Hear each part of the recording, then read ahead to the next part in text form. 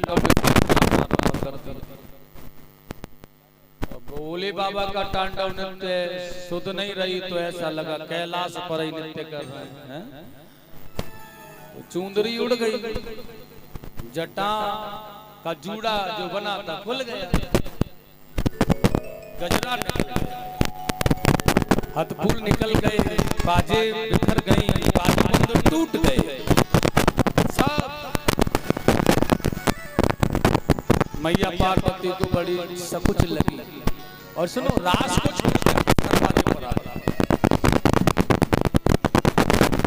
रास को छोड़ के दरवाजे पर आ गया।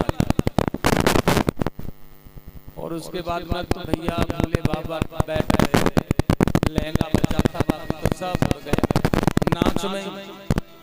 अब बस लहंगा संभाल करके बैठे हैं, मैया को देख रहे हैं कहाँ गई, देखो तू इशारा कर रही है चलो,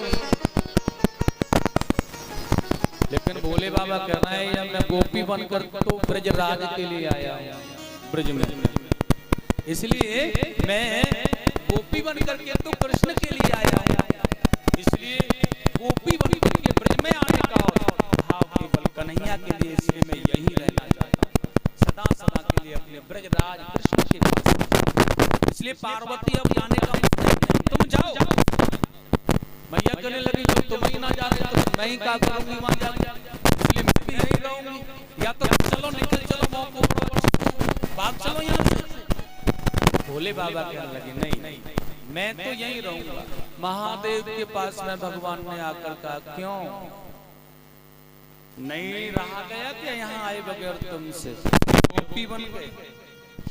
भोले बाबा ने कहा आपकी लीला को देखे बगैर ना नहीं रहा जाता है, इसलिए हे भगवान अब तो कृपा करो आप।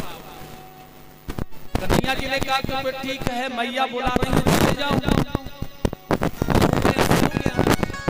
भगवान ने कहा नहीं अब जाने का मन नहीं है, गोपी बनकर यही रहना चाहते हैं आप के लिए।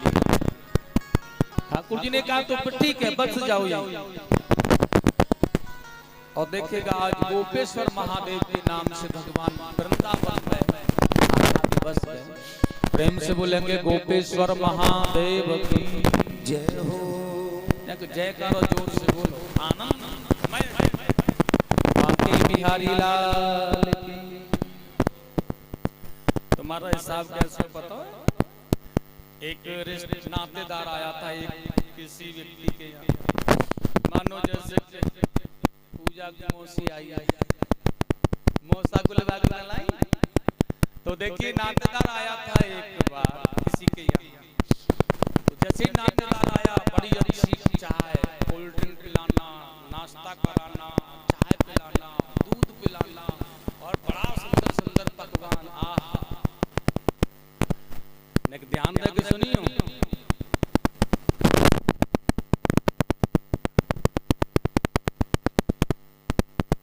क्या है वो भैया बीच में डिस्टर्ब करने क्यों आता है।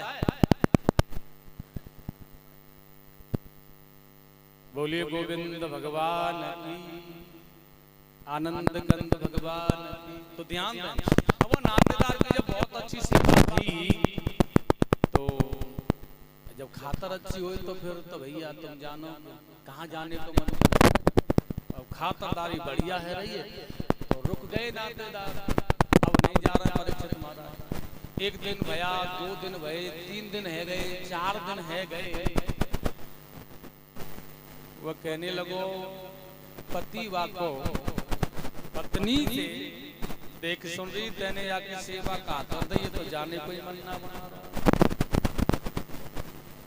पत्नी कहने लगी मैंने तो पहले ही कही ज्यादा खातर मत करो, मत व्यवस्था करो, तुमने व्यवस्था करी तो मैंने खातर कर, वैसे ही सूखी चाय पिला दी जाती ना वही बिना मीठी वही दिन भाग जाता। बड़ा सुंदर भगवान का एक नाटक करेंगे अब इसे भगाने के लिए, ऐसे नहीं जाएगा। कहा नाटक करोगे, पति कहने लगा मैं प्रातः भोर में जब जगूंगा तो जगने पर ना तेरी पिटाई करूंगा। पत्नी से कह रहा है तेरी पिटाई करूंगा। उसने कहा मेरी पिटाई क्यों करोगे, मैं ही ना करूं तुम्हारी पिटाई। नाटक में अगर करना ही है तो नहीं, तू तू नहीं, मैं पिटाई करूंगा और झूठ मास के लिए करूंगा, सच में थोड़ी कर रहा हूं। तो उन्होंने कहा ठीक है, फिर पिटाई करोगे तो मुझे क्या करना है? उसने कहा जब मैं पिटाई करूं तेरी, तो फिर तू मुझे अंगूठा दिखा करके कहना खवाऊंगी तो कूपन पता खा ली। और भैया बड़ा सुंदर रात्रि में सोए, प्रातः काल जागे, जाग करके एकदम से पकड़ा और जोर जोर से कमर पर घूंसे लगाना प्रारंभ।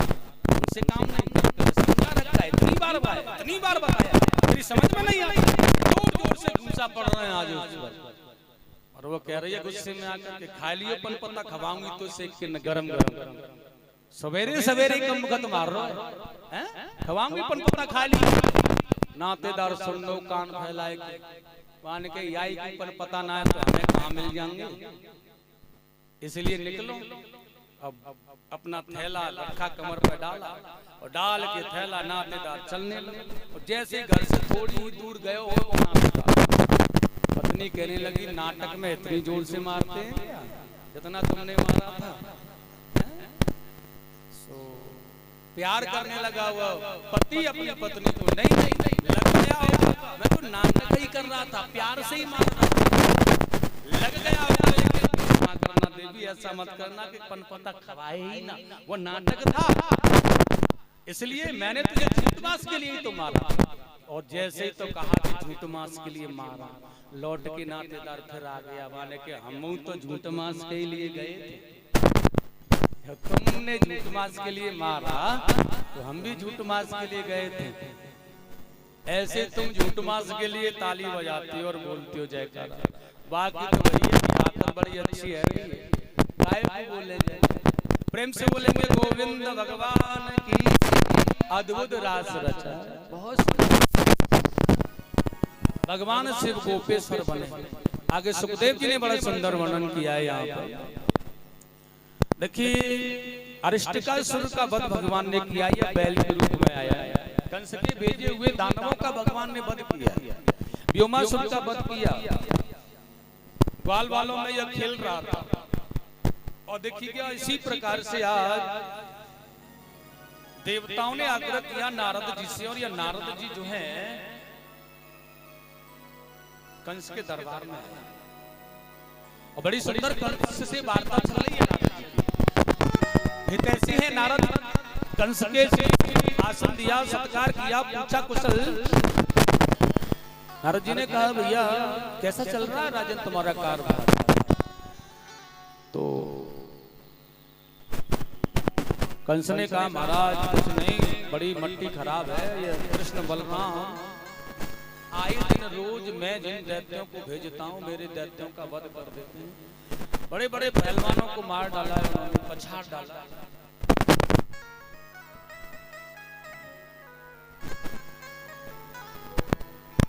अब समझ में नहीं आ रहा है कि क्या किया।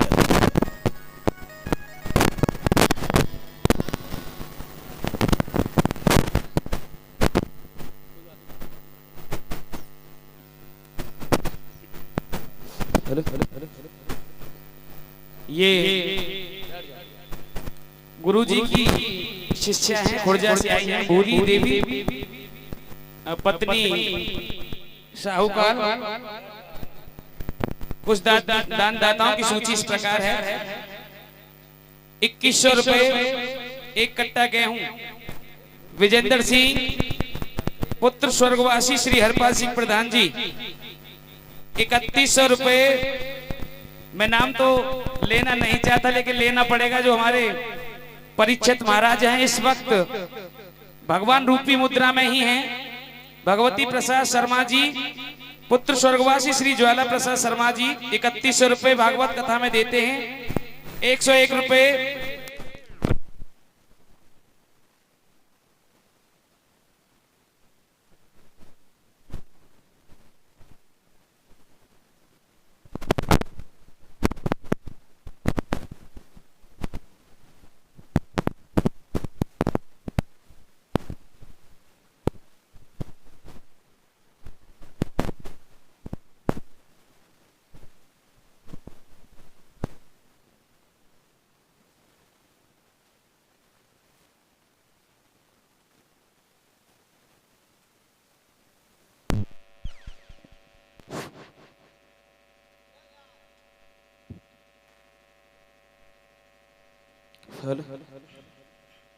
और 101 रुपए प्रेमचंद कश्यप पुत्र स्वर्गवासी श्री लोकमन कश्यप। 51 रुपए राधेश्याम कश्यप पुत्र लीला सिंह मल्लजी। 201 रुपए मंगल सिंह शेखू नगला। ये भगवान के लिए अपना योगदान दे रहे हैं। भगवान इनकी मनोकामनाएं पूर्ण करे और इनको तरक्की के मंजिले पर पहुंचाए।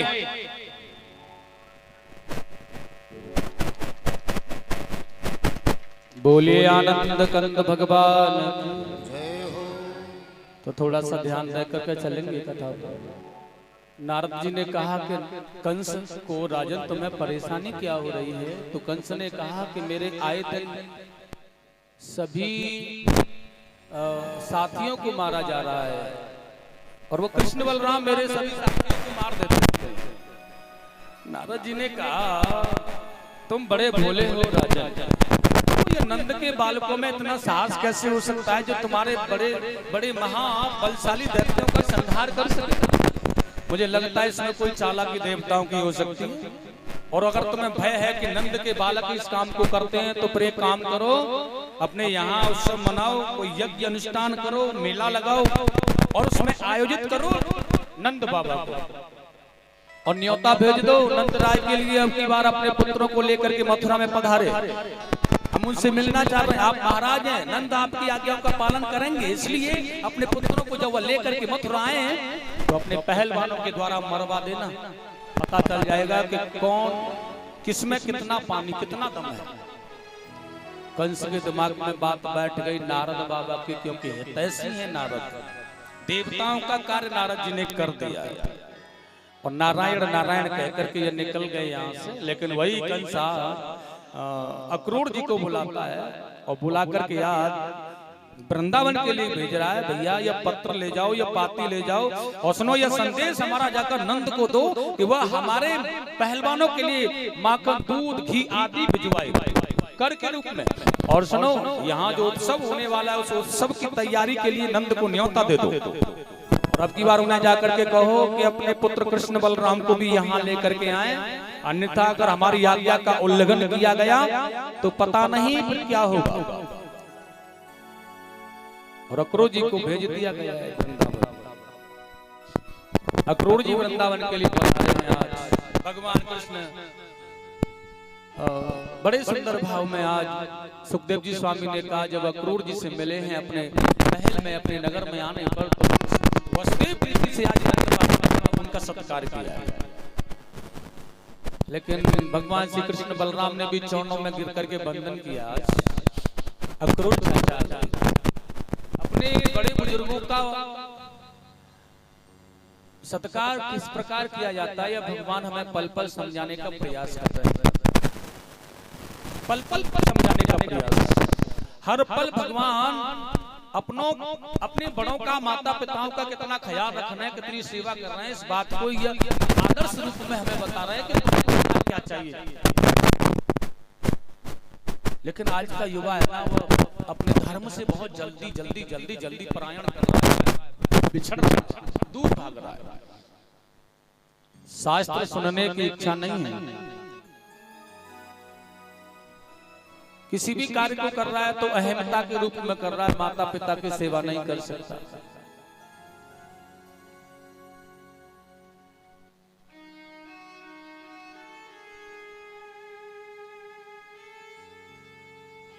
भगवान ने चरणों में वंदन किया, प्रणाम किया, साष्टांग कुशल पूछी कैसे हैं आप। अक्रूर जी ने देखा दोनों बालकों को इतने सुंदर भाव से प्रणाम किया, हृदय से लगा करके आशीष दिया है, चिरंजीव रहो, सदा प्रसन्न रहो। माता पिताओं की आर्त भाव प्रसन्नता का जो वरदान जो आशीर्वाद मिलता है ना, वो हमें फलीभूत होता है। ध्यान रखना, ऐसा नहीं है कि जो आशीर्वचन हमें बोले जा रहे हैं, लेकिन बसंत कारण है कि उस आशीर्वचन में कृपा भरी होनी चाहिए, सरलता होनी चाहिए, प्यार होना चाहिए। और दिखाने के लिए किसी को अगर माता पिता के चरण छू रहे हो, दूसरों के दिखाने के लिए रोज नहीं करते हो, आर्त भाव नहीं, प्रेम नहीं है, तो फिर आशीष में कृपा नहीं होगी, ध्यान रखना। इसलिए अपने माता पिताओं के चरण स्पर्श करना भगवान राम सबसे पहला कार्य करते थे। तुलसी बाबा कहते प्रातः काल कर रघुनाथा, माता पिता गुरु नामय माथा। सबसे पहले वो जागते हैं ना, तो सबसे पहले माता पिता गुरु के चरणों का बंधन। संसार की समृद्धि माता पिता के चरणों की सेवा करके मिलती है। गुरु के चरणों की भक्ति से भगवान मिलता है, परमात्मा मिलता है, गोविंद मिलता है।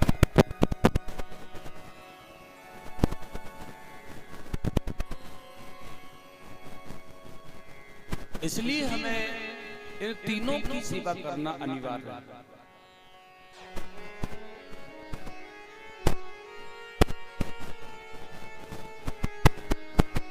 लेकिन मैं पूछने लगूं अभी यहाँ पर एक दो युवक जो नव युवक है ना, उनसे कहूं भैया जरा बताओ, छूते हो माता पिता? हाथ खड़ा नहीं होगा किसी का, क्योंकि हम छूते ही नहीं। बहुओं को पूछूं सास के पैर दबाती हो रोजाना, तो नहीं उठाएंगे। बड़ी सकुच लगेगी, कल कथा सुनने भी नहीं आएंगी, ब्याह जी तो हाथ दबा लेते, इसलिए क्या फायदा। वैसे भी मैया ही तो हैं, देवता तो दो ही चार हैं, थोड़ी बातें ही करते रहते हैं आने के बाद। फिर इनका सहारा क्या है? सहारा तो तुम्हारा ही है, इसलिए प्रेम से बोलो राधे राधे। लेकिन मैं तो केवल समझाने का प्रयास कर रहा हूँ। अगर हम करते हैं तो हमें श्रद्धा भक्ति प्रेम मिलता है, हमें आनंद मिलता है इसको करने से। नंद बाबा कर देने जा रहे हैं। अक्रूर जी से कहा प्रातः काल मेरे पुत्रों को लेकर तुम आना, मैं मार्ग में मिलूंगा, कंस नाराज न हो जाए, इसलिए मुझे कर लेकर के निकलना। वो निकल चुके हैं आज। बड़ी अच्छी सेवा की अक्रूर जी की। रात्रि विश्राम करना है, प्रातः जाना है। भगवान कृष्ण ने कहा मथुरा जाने का समय तो आ गया, लेकिन मैया यशोदा जाने दे तब ना। अब मथुरा जाने में बाधा है, और वो देखिए बाधा है केवल यशोदा मैया। और मैया यशोदा अगर जाने के लिए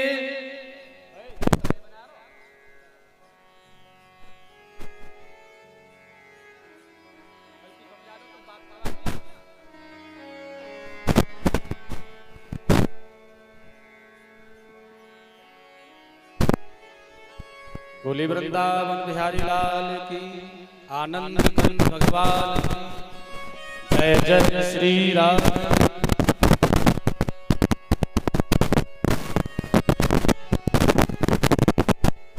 श्री कृष्ण गोविंद हरे मुरारे, हे नाथ नारायण वासुदेव। श्री कृष्ण गोविंद हरे मुरारे, हे नाथ नारायण वासुदेवा। श्री कृष्ण गोविंद हरे मुरारे, हे नाथ नारायण वासुदेव। श्री कृष्ण गोविंद हरे मुरारे, हे नाथ नारायण वासुदेवा। हे नाथ नारायण वासुदेव, हे लक्ष्मी नारायण वासुदेव। हे नाथ नारायण वासुदेवा, हे लक्ष्मी नारायण वासुदेवा। श्री कृष्ण गोविंद हरे मुरारे, हे नाथ नारायण वासुदेव। श्री कृष्ण गोविंद हरे मुरारे, हे नाथ नारायण वासुदेवा। हे नाथ नारायण वासुदेव, हे लक्ष्मी नारायण वासुदेव। हे नाथ नारायण वासुदेवा, हे लक्ष्मी नारायण वासुदेवा। श्री कृष्ण गोविंद हरे मुरारे, हे नाथ नारायण वासुदेव।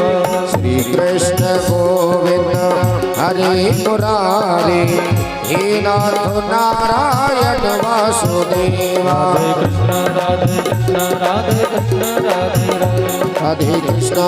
कृष्ण राधे राधे कृष्ण राधे राधे राधे कृष्ण राधे कृष्ण राधे कृष्ण राधे राधे राधे कृष्ण राधे कृष्ण राधे कृष्ण राधे राधे राधे कृष्ण राधे कृष्ण राधे कृष्ण राधे राधे राधे कृष्ण राधे कृष्ण राधे कृष्ण राधे राधे राधे कृष्ण राधे कृष्ण राधे कृष्ण राधे राधे राधे कृष्ण राधे कृष्ण राधे कृष्ण राधे राधे श्री कृष्ण गोविंद हरे मुरारे हे नाथ नारायण वासुदेव श्री कृष्ण गोविंद हरे मुरारे हे नाथ नारायण वासुदेवा श्री कृष्ण गोविंद हरे मुरारे हे नाथ नारायण वासुदेव कृष्ण गोविंद हरे मुरारे हे नाथ नारायण वासुदेवा हे नाथ नारायण वासुदेव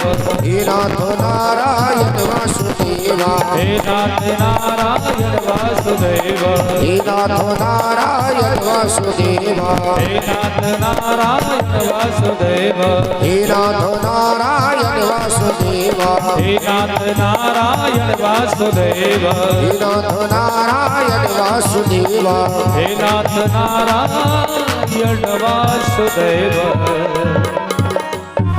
बोले गोविंद भगवान की जय हो जय जय श्री राधे।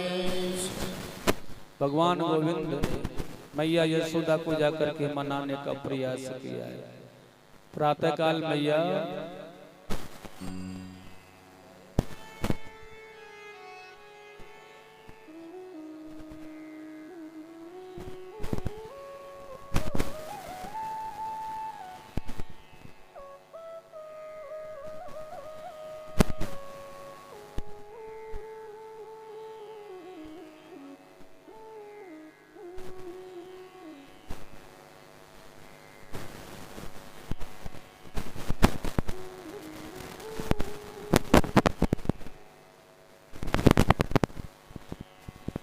बोलिए गोविंद भगवान की। बड़े सुंदर भाव में आज भगवान मैया के पास में आकर के बैठे प्रेम दुलार अद्भुत स्नेह मैया से पर लौटा रहे हैं। जब बालक कभी बहुत ज्यादा स्नेह माँ बाप पर लुटाता है, मैया के पास में लुटाता है ना, तो बिल्कुल मैया यह समझ रही होती है कि ये कुछ पाना चाहता है। देखिएगा गोद में बैठे कन्हैया बार बार चुम्बन कर रहे हैं मैया का, बार बार प्रेमस्व प्यार दे रहे हैं। ठाकुर जी ने प्रार्थना की मैया प्रातः काल मथुरा नगर में एक उत्सव हो रहा है, उस उत्सव को देखने मेरे ग्वाल बाल सखा नंद बाबा जाएंगे और हमारे लिए निमंत्रण आया है मथुरा के महाराज कंस का, इसलिए आप हमें जाने की अनुमति दे देना। इसलिए आपसे आग्रह निवेदन है भैया। यशोदा मैया ने एकदम से कहा, सुन लाला, मैं तुझे सही सही बात बता रही हूँ, भरोसे में रखना तो बिल्कुल ही नहीं चाहते हो तुझे, इसलिए मैं तुझे मथुरा नहीं जाने दूंगी भैया, साफ सीधी बात। कन्हैया ने कहा, देख मैया बड़ा हो गया हूँ मैं, तू मुझे चले जाने देना, बस लौट आऊंगा अपने बाबा के साथ में, क्यों परेशान हो? यशोदा मैया ने कहा, मथुरा का राजा बहुत अत्याचारी और क्रूर है, मैं तुझे एक बात साफ साफ कह देती हूँ कृष्ण के, मैं तुझे मथुरा जाने की अनुमति नहीं दूंगी, तुझे मथुरा नहीं जाने। भगवान ने देखा प्यार से काम नहीं चलेगा, ये मैया ऐसे भेजेगी नहीं, प्यार से नहीं भेज सकती, इसलिए कहना प्रारंभ किया, हाँ मुझे याद आ गया है मैया, और मैं समझ गया हूँ कि आज तू मुझे जाने से रोक क्यों रही है। मेरा पुरुषार्थ, मेरा कौशल मथुरा के राजा कंस जब देखेंगे, हो सकता है कोई पद मुझे मथुरा का नगर का मिले, कहीं का कोई पुरुषार्थ, कोई राजा, बहुत देश विदेशों के राजा वहाँ आए हुए हैं, मेरे कौशल से प्रसन्न होकर के मुझे वहां से अपने किसी कोई पद को देना चाहेंगे, मुझे कहीं का राजा बनाना चाहेंगे, ये बात मुझे अच्छी नहीं लगेगी। क्योंकि मैं तेरा लाला नहीं हूँ। मुझे ब्रजवासी कहते हैं अरे ओ काले कलूटे कृष्ण, ये तेरी मैया है ना, तुझे कहीं से लेकर के आई थी, तू तो यशोदा का लाला ही नहीं। आज मेरी समझ में आ रहा है कि मैं तेरा लाला नहीं हूँ, इसलिए तू मुझे जाने से रोक रही है। अन्यथा कोई भी माँ अपने पुत्र को किसी उत्सव किसी मेला को जाने के लिए रोकती नहीं है, लेकिन तू मुझे वहां जाने से रोक रही है। इसका मतलब साफ है, जो ब्रजवासी कहते हैं ना, वो मुझे बिल्कुल लग रहा है कि मैं तेरा लाला नहीं हूँ। और इतना कह करके रोना प्रारंभ कर दिया, आंखों का काजल कपोलों तक बह आया है, और मैया यशोदा चुप करने में लगी है, आंखों में अश्रु भरा हुआ है, और मैया यशोदा के नेत्रों से भी अश्रु टपक रहे हैं। मुझे बस इतना बता दे कि तुझे किसने कहा था कि तू मेरा पुत्र नहीं है? कौन है वो? ठाकुर जी ने कहा है, किसका नाम लूं तेरे सामने? ये सारे ब्रजवासी कहते हैं कि तू यशोदा का लाला नहीं है, तेरी मैया गोरी है, तू काला है। अरे ओ काले कलूटे कृष्ण, तुझे उठाकर के लाई थी कहीं से तेरी यशोदा मैया। इसलिए आज मुझे सच लग रहा है मैया मैं तेरा लाला नहीं, क्योंकि अगर तू मेरी माँ होती ना तो एक बार नहीं बोल देती कि ठीक है चला जाना बाबा के साथ में, और लाला उत्सव को देख करके सही सलामत आ जाना। लेकिन तूने बिल्कुल मना किया, बार बार मना किया। मैंने इतने दुलार इतने प्यार से पूछा तुझे, लेकिन तू एक बार नहीं कह सकती कि तू मथुरा चला जा। और तू चाहती है ना कि मैं तेरी गायों की सेवा करूं, तेरा बस सेवक बन करके तेरी गायों की सेवा करता, नौकर की तरह अपना काम तुझसे कराना चाहती है। और मैंने भी डट लिया है, अगर तू मुझे मथुरा जाने का आदेश नहीं करती है ना, तो मैं तेरे ही चरणों की सेवा करता रहूंगा, तेरी गायों की सेवा करूंगा। ठीक है, तूने मुझे पाला है, बड़ा एहसान है तेरा मुझ पर। मैया यशोदा की आंखों से आंसू टपकने लगा। ठाकुर जी देख रहे हैं कि वृद्धावस्था में अपनी माता को जितना बड़ा मैं कष्ट देने जा रहा हूं ना, यह सहनशील उसके सहने योग्य तो नहीं है, लेकिन फिर भी आज विवश होकर के कृष्ण ने आज माता यशोदा पर इतना भार, इतना वजन डाल दिया, इतना कष्ट माता यशोदा को दे दिया है। और वह जानते हैं कि आज ही बस मौका है, अगर ये मुझे जाने के लिए एक बार कह दे तो मैं मथुरा निकल जाऊंगा, अन्यथा प्रेम रूपी बेड़ियां माता यशोदा ने मेरे पैरों में डाल दी ना, तो मैं कभी भी मथुरा नहीं जा पाऊंगा। और सज्जनों, आज भगवान रो रहे हैं। देखिए, केवल वृंदावन से मथुरा तक जाने का मार्ग तय करने के लिए परम ब्रह्म परमात्मा माता मैया की गोद में बैठा बैठा रो रहा है। यह होता है माता का प्रेम। परदेश में जाने वाले बच्चे को जब माँ को जब वो वचन और वादा करके जाता है ना, उस दिन आ जाऊंगा, तो उस दिन का कोई करे न करे वह इंतजार करती है। और नहीं आया तो कारण क्या हुआ? यह होती है माँ। आखिरकार मैया ने अपने लाडले कृष्ण को उसके अश्रुओं को पहुंच करके आश्वासन दिया है, तू मथुरा जाने की जिद कर रहा है ना, ठीक है चला जाना, लेकिन ये रोना धोना बंद कर दे। मुझे तेरा ये रोना अच्छा नहीं लगता, तू रोता है ना, मुझे नहीं देखा जाता, तेरी आंखों का एक अश्रु मेरे अंदर बेचैनी पैदा कर देता है, इसलिए तू चला जाना, मैं रह लूंगी कैसे भी तेरे बगैर। लेकिन यह बता दे मुझे कि तू जाकर के आएगा कब? भगवान ने कहा परसों आ जाऊंगा, जाने दे मुझे, बस 2 दिन का उत्सव है, उसे करने के बाद तेरे पास ही आ जाऊंगा, तुझे छोड़ के नहीं जाना। भैया ने कह दिया ठीक है चला जाना पुत्र। बड़ा आराम से माता के अश्रु को पहुंचा कृष्ण ने लाला को सुलाया। प्रातः काल हुआ है, भोर में जाके स्नान कराया, रथ दरवाजे से लगा है अक्रूर जी का। भगवान कृष्ण बलराम का मैया यशोदा आज अपने हाथों से श्रृंगार कर रही है, आंखें सजल हो रही है, रात्रि भर रोने के कारण आंखें सूजने लगी, आंखों से जल की धार बह रही है। लाला वो सुंदर सुंदर वस्त्र आभूषण पहना रहे हैं, मोर पंख बांधा, पीतांबर डाला, बाजूबंद पहनाए,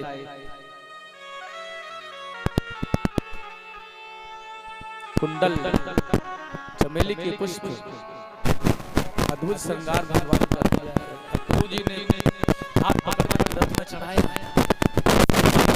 करके चौड़े में बंधन करके भगवान रथ में बैठ करके जा ही रहे थे कि गोपियों ने आकर के घेर लिया। अरे ओ श्याम सुंदर, रथ के आगे खड़ी हो गई है, आग आप चाहते हैं ना तो ऐसे नहीं ले जाओगे, रुक जाओ पहले। कन्हैया ने सारथी को आदेश किया है, रोक लो भैया। और रथ को रोकने के बाद भगवान से गोपियां कह रही हैं आप मथुरा जाना चाहते थे तो एक बार हमसे परामर्श किया होता, हमसे सलाह कर ली होती ना, हम मथुरा जाने के लिए आपको मना थोड़ी करती, चले जाते मथुरा। भगवान ने कहा गोपियों मथुरा तक जाने के मार्ग के लिए मैं तुम्हें पूछूंगा क्या? अरे कोई विशेष कार्य मुझ पर आ पड़ा, मैं मथुरा जा रहा हूँ, जाने दो मुझे, छोड़ दो मार्ग। लेकिन आज गोपियां कह रही हैं नहीं कृष्ण, हम जानते हैं आपको, आप बिना ही बताए मथुरा जा रहे हैं ना, क्या तुमने एक बार भी हमें बताना उचित नहीं समझा? एक बार तो कहा होता, एक बार तो कम से कम हमारे से परामर्श ले लिया होता कि हम मथुरा जाएं या न जाएं। ठाकुर जी ने कहा बड़ी विडंबना है गोपियों, मैं तुम्हें छोड़ के कहां जा रहा हूं? अरे मैं जा रहा हूं, 2 दिन का कार्य है मथुरा में, नंद बाबा के साथ में जा रहा हूं, ग्वाल बाल भी जा रहा हूं, लौट आऊंगा, फिर क्यों परेशान करती हो? गोपियों ने मार्ग घेर रखा है आज। और सज्जनों, भगवान तो बड़े माया भी हैं, माया का जाल ऐसा बिछाया गोपियों को ठाकुर जी ने आज अपने प्रेमा स्वभाव में फंसा लिया। ठीक है, उतर के रथ से नीचे आए, सबको समझाया, पूछ रहा हूँ मथुरा जा, परसों आ जाऊंगा, ठीक है ना, अब मुझे जाने दो, कोई कार्य है विशेष जिसे पूरा करना। गोपियों को सांत्वना दी, देवी मैं परसों आ जाऊंगा, वादा कर रहा हूं तुमसे, जाने दो मुझे। गोपियाओं को समझा बुझा करके भगवान रथ में चढ़ करके चले, रथ निकल गया। गोपियां बेचारी बेसुध अवस्था में कृष्ण की भाव में बेचैन होने लगी। आज से पहले कृष्ण कभी गए नहीं कहीं, छोड़ा नहीं कभी, आज छोड़ के गया है, ऐसा लग रहा है कि आएगा या नहीं आएगा। रथ की ओर ताक रही है, झांक रही है, रथ आगे निकल गया, धूल उड़ रही है। आज गोपियां उधर ही देख रही है, मूर्छित होकर गिर पड़ी है, बेचैन अवस्था है गोपियों की। आज मैया यशोदा रो रो करके बेहाल हो रही है, आज मेरा लाला मुझे छोड़ के चला गया। पहली बार आज कृष्ण घर से बाहर गए हैं, इसलिए ब्रज का कोई भी उनको छोड़ने का मन नहीं कर रहा, इसलिए रो रहा है। जो दुख यशोदा मैया को है, वही गोपियों को है, वही काया को है, वही वैष्णव को है, वही ब्रजमंडल को है, इसलिए दूसरे को कोई सांत्वना नहीं दे पा रहा। और यह दृश्य को देखा है अक्रूर जी ने, इतना दोषी अक्रूर जी अपने आप को मानने लगे कि आज, क्योंकि वो जान रहे हैं कि परसों का वादा करने वाला जो कृष्ण इन्हें छोड़ करके जा रहा है ना, यह परसों कदापि आ नहीं सकता है, क्योंकि मथुरा का राजा कंस इसका वध कर देगा और यह कभी भी नहीं आ पाएगा। ऐसे प्रेमियों से, ऐसे प्रेममय भाव को अलग करने वाला मैं हूं, इसलिए मुझे तो पापमय होना ही है, मुझे तो नरक में जाना है।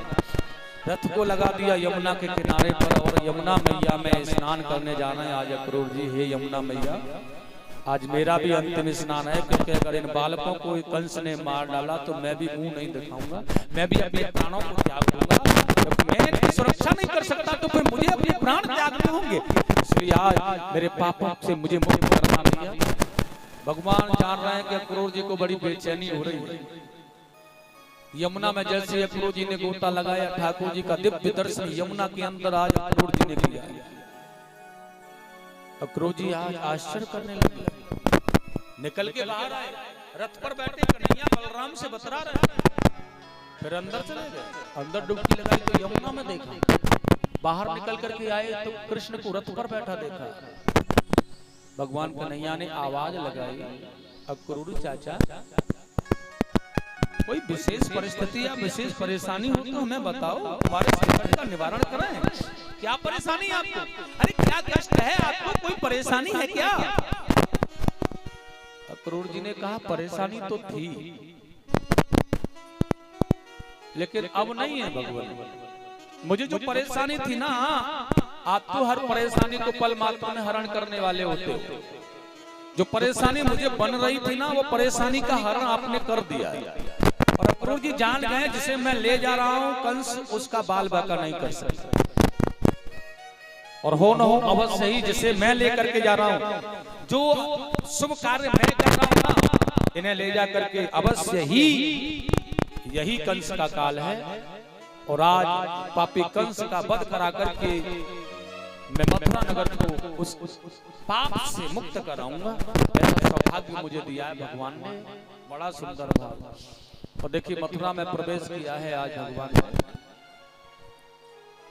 नंद बाबा मिले, भेंट की उनसे, अपने बच्चों को लेकर के वह गए विश्राम गृह जहां उन्हें मिला। भगवान कृष्ण ने आज बाबा से आज्ञा लेकर के नगर भ्रमण की का मन किया है। तो देखिएगा आज सबसे पहले यमुना के किनारे पर भ्रमण करते हुए जा रहा है ना, तो वो रजब नाम का सेवक उनका मिला उन्हें, जो कि वस्त्र धो धो करके सुखा रहा था यमुना के तट पर। और देखिए आज वही भगवान ने देखा जाकर के ग्वाल वालों का मन किया है ये दिव्य और सुंदर वस्त्र को पहनने का, तो भगवान ने आदेश कर दिया कोई नहीं, अपने मामा के हैं इसलिए पहनो। सभी ग्वाल वालों ने लेने का प्रयास जब किया, स्वामी सुखदेव जी ने कहा राजा परीक्षित, उसी समय यह सेवकों ने आकर के भगवान को पकड़ के मारने का प्रयास किया, लेकिन गोविंद ने इन सब पापियों का वध किया यहाँ पर। और वस्त्रों को पहन करके ये बड़े प्रेम बड़े आनंद के साथ में देखिएगा आगे बढ़े हैं। तो द्रोण नाम का दर्जी मिला है, और उसके बाद में उसने इन वस्त्रों को काट छाट करके बड़ा सा सुंदर बनाया। और आगे देखिएगा बड़े सुंदर भाव की बात है, सुदामा नाम का माली मिला है जिसने दिव्य सुंदर हारों को बना करके पहनाया है, उस पर भगवान ने कृपा की है आज। और उसके बाद में आगे जा रहे हैं सुंदर से वस्त्र पहन करके, बड़ी अद्भुत सी बात है। तो 3 जगह से टेढ़ी कुब्जा राज कटोरी में लेकर के जा रही है। भगवान ने पीछे से जाकर उसे बड़े प्रेम से कहा है, हे प्रिय, हे सुंदरी। तो देखिएगा आज उसके मन में यह भाव आया कि यह सुंदरी कहने वाला इस ब्रज में कौन आ गया है, क्योंकि आज से पहले तो किसी ने मुझे सुंदरी नहीं कहा, क्योंकि बेचारी वो चुपके चुपके से जाती है। बस एक उसके अंदर खासियत है, जो चंदन वो अपने हाथों से घिसती है ना, उसमें बड़ा सुगंध आती है, बड़ा तेज, बड़ा आनंद भरा होता है। बस उसी के कारण महाराज कंस उसके हाथों से अपने मस्तक पर चंदन लगवाता, सुगंध के कारण, महक के कारण, तो वो चुपके चुपके से जाती है। ठाकुर जी ने आज सुंदरी कहा है इसे, बेचारी देख रही है, देखो तो सही पीछे मुड़ करके कि आज सुंदरी कहने वाला पुरुष कौन है मथुरा में, और किसने प्रवेश किया। और देखेगा आज बड़ा सुंदर भाव, जैसे पीछे मुड़ के देखा है आज वो भी जाने भगवान को देख करके यह बेचारी देखती रह गई। अंगराज जो उसके हाथों में था ना, वह भगवान के मस्तक पर लगाया, उसने ग्वाल वालों को लगाया, राम जी को लगाया, बड़े आनंद से आज सबको वह चंदन से शोभित किया। सुंदर से आभूषण ग्वाल वालों के पास, मालाएं सुंदर से शोभित, मस्तक पर सुंदर चंदन अंगराज लगाया, आज बड़े पावन दिव्य लग रहे हैं। लेकिन ग्वाल वालों ने कहा लाला सब कुछ ठीक रहा, बस एक ही कमी है, बस वो कमी क्या है पता है? उसने कहा तुमने इसे सुंदरी कह डाला लेकिन देखा नहीं, कैसी हालत है इसकी। भगवान ने कहा कोई बात नहीं, जब तुम कह रहे हो ये सुंदरी है तो सुंदरी बना देता हूँ। धीरे से पकड़ा, थोड़ी को हिलाया, भगवान ने इसे बड़ी पावन और दिव्य सुंदरी बना दिया। वह 3 जगह से टेढ़ी कुब्जा भगवान का दरस परस पाकर ही एकदम से दिव्य सुंदर और सीधी हो गई। और उसकी सुंदरता, उसके अंदर की महक, उसके अंदर का सौंदर्य बड़ा बेजोश। भगवान का हाथ पकड़ा, उसने खींच करके ले जाने लगी अपने घर।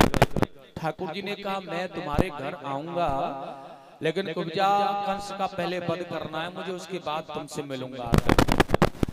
और ऐसा आश्वासन देकर के उसे लौटा दिया घर के लिए। और भगवान ने आगे जाकर के वह कंस को चुनौती दी। देखिए जो समारोह था धनुष यज्ञ का, उसी यज्ञ का खंडन कर दिया भगवान कृष्ण ने। जो महादेव ने कंस को प्राप्त कराया। एक बार महादेव की बहुत कठिन तपस्या कंस ने की थी, तो उन्होंने प्रसन्न होकर के से यह धनुष दिया था। ये बहुत भारी था, उठने में किसी से नहीं आया सिवाय कंस।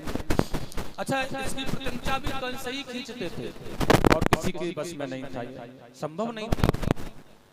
बोलिए संत भगवान की। और जब बस में नहीं था तो यह वरदान में दिया था, जिस दिन इसकी प्रत्यंचा खींचकर चढ़ाने वाला आ जाएगा और उसके छूते या टूट जाएगा तो समझ लेना तेरा काल आ गया बेटा। श्री राधे, ये कुछ दानदाताओं की सूची इस प्रकार है।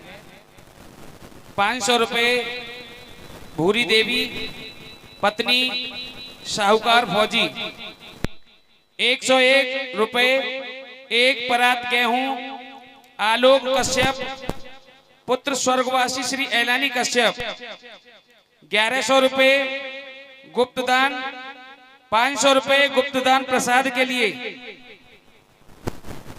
200 रुपए एक परात गेहूं नरेश कश्यप पुत्र स्वर्गवासी श्री फतेह सिंह, 100 रुपए एक परात गेहूं गुड्डी देवी पत्नी स्वर्गवासी श्री राजपाल कश्यप, 500 रुपए देवजीत सिंह पुत्र स्वर्गवासी श्री बाबू सिंह। ये भागवत कथा में दान देते हैं। पथवारी मैया इन पे अपनी छत्र छाया और कृपा दृष्टि ऐसे ही बनाए रखें। बोली वृंदावन बिहारी लाल की। जब धनुष को तोड़ दिया भगवान ने तो कंस भयभीत हो गया, उसे लग रहा है कि मेरा काल आ गया। भगवान यह सब कुछ करके बड़े प्रेम से चले गए बाबा के पास, विश्राम कर रहे हैं और कंस यहाँ पर जाग रहा है। पहलवानों को बुला करके कहा, भैया नंद बाबा को पहले उपस्थित कर लेना, कृष्ण बलराम जब आए तो उन्हें पकड़ करके मार देने का काम तुम्हारा होगा। महाबत को बुला करके कहा, कुवलिया पीड़ हाथी को मदरा पिला करके प्रथम दरवाजे पर खड़ा करके रखो। जैसे कृष्ण बलराम आए उसका वध कर देना भैया। घबरा रहा ये कंस आज। और बस क्या था, जैसे ही प्रातः काल हुआ कंस का दरबार लगा और देखिएगा उस दरबार में बड़ा सुंदर भाव है। आज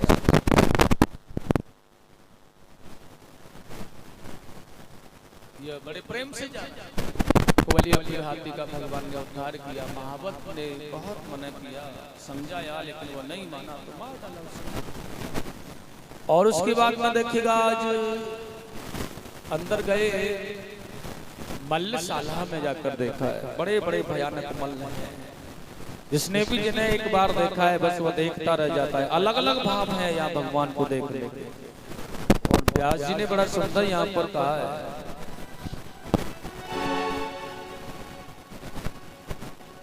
मल्ला नाम शनि नृणाम नटवर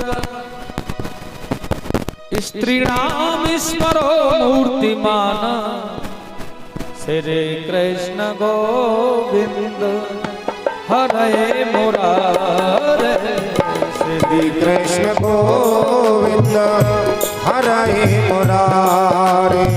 गोपानां सजनो शताक्षति भुजां सहस्रो श्री कृष्ण गोविंद हरे मुरारे। श्री कृष्ण गोविंद हरे मुरारे। श्री कृष्ण गोविंद हरे मुरारे मुरारे। हे नाथ नारायण वासुदेव।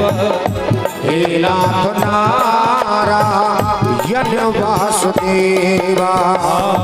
हे नाथ नारायण वासुदेव। हे नाथ नारायण वासुदेव। भगवान मल्लों को वज्र के समान लग रहे हैं, वही भगवान गोपों को अपने से लग रहे हैं। जनसाधारण को वो उत्तम मानव दिखाई दे रहे हैं, मंत्रियों को साक्षात कामदेव लग रहे हैं, राजाओं को उनमें महाराजाओं की प्रीति हो रही है, माता पिताओं को अपने पुत्र के ही रूप में दर्शन दे ही रहे हैं। और देखिएगा अज्ञानियों को अपूर्ण लग रहे हैं, कंस को यमराज के रूप में दर्शन दे रहे हैं कि अब मुझे यमराज लेने आ गया है। और योगियों को परम ब्रह्म के रूप में दर्शन दे रहे हैं, वैष्णव वंशियों को अपने इष्ट देवता के रूप में दर्शन दे रहे हैं भगवान।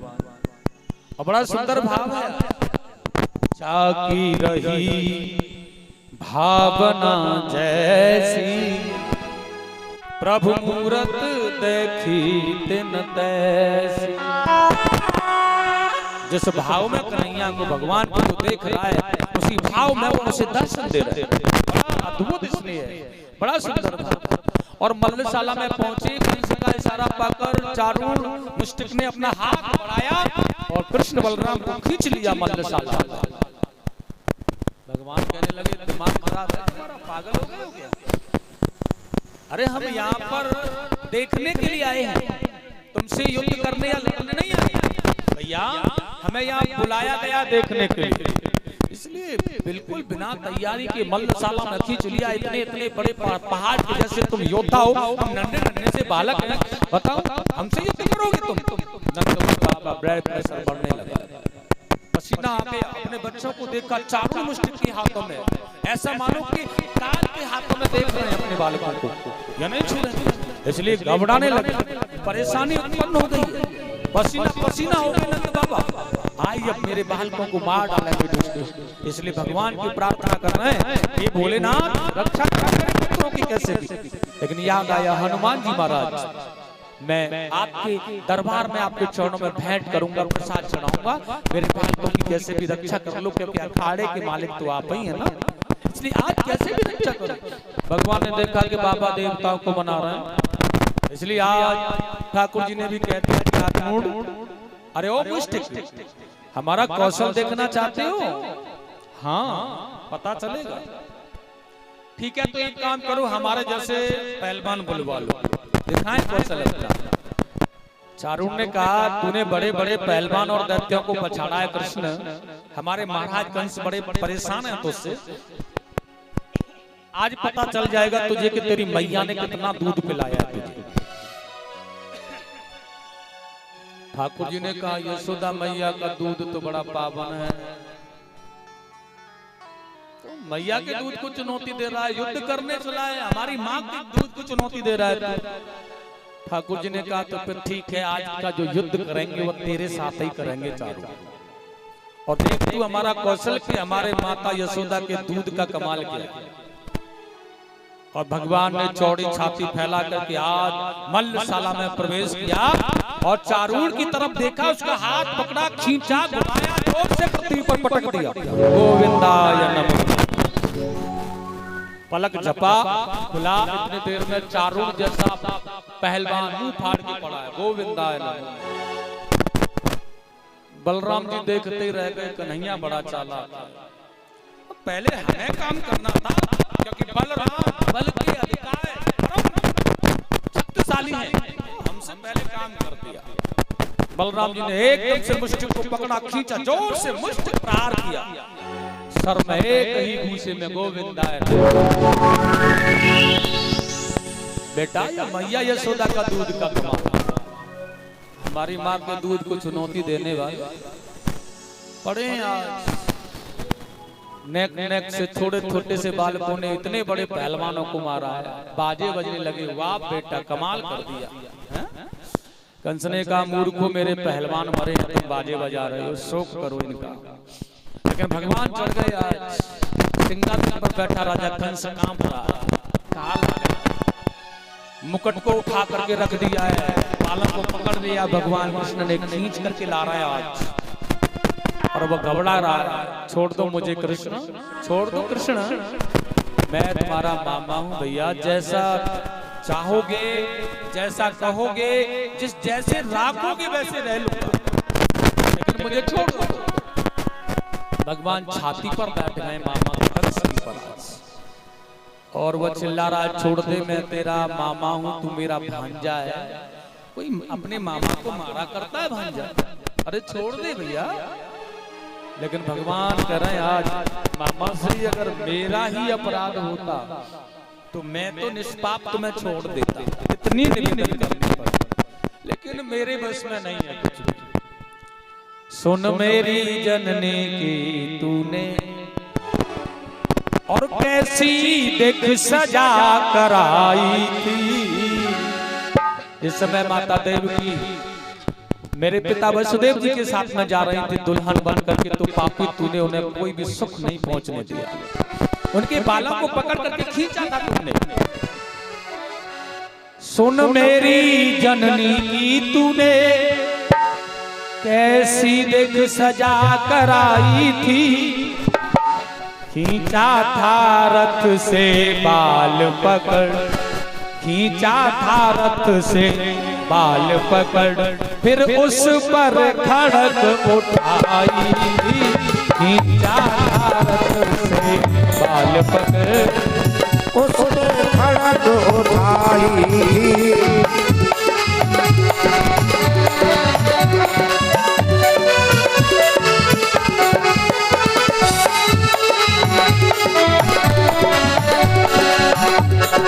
देवकी के बालों को पकड़कर खींचा था ना आपने, आपकी तो बहन थी ना वो, लेकिन अत्याचार करने वाले मामा कंस, तुमने उसमें भी चूक नहीं की, पापी हो तुम। इसलिए मैं कुछ नहीं कहने वाला, मैं क्षमा कैसे कर सकता हूँ, क्योंकि करने वाला ही मैं नहीं, करने वाला कौन है?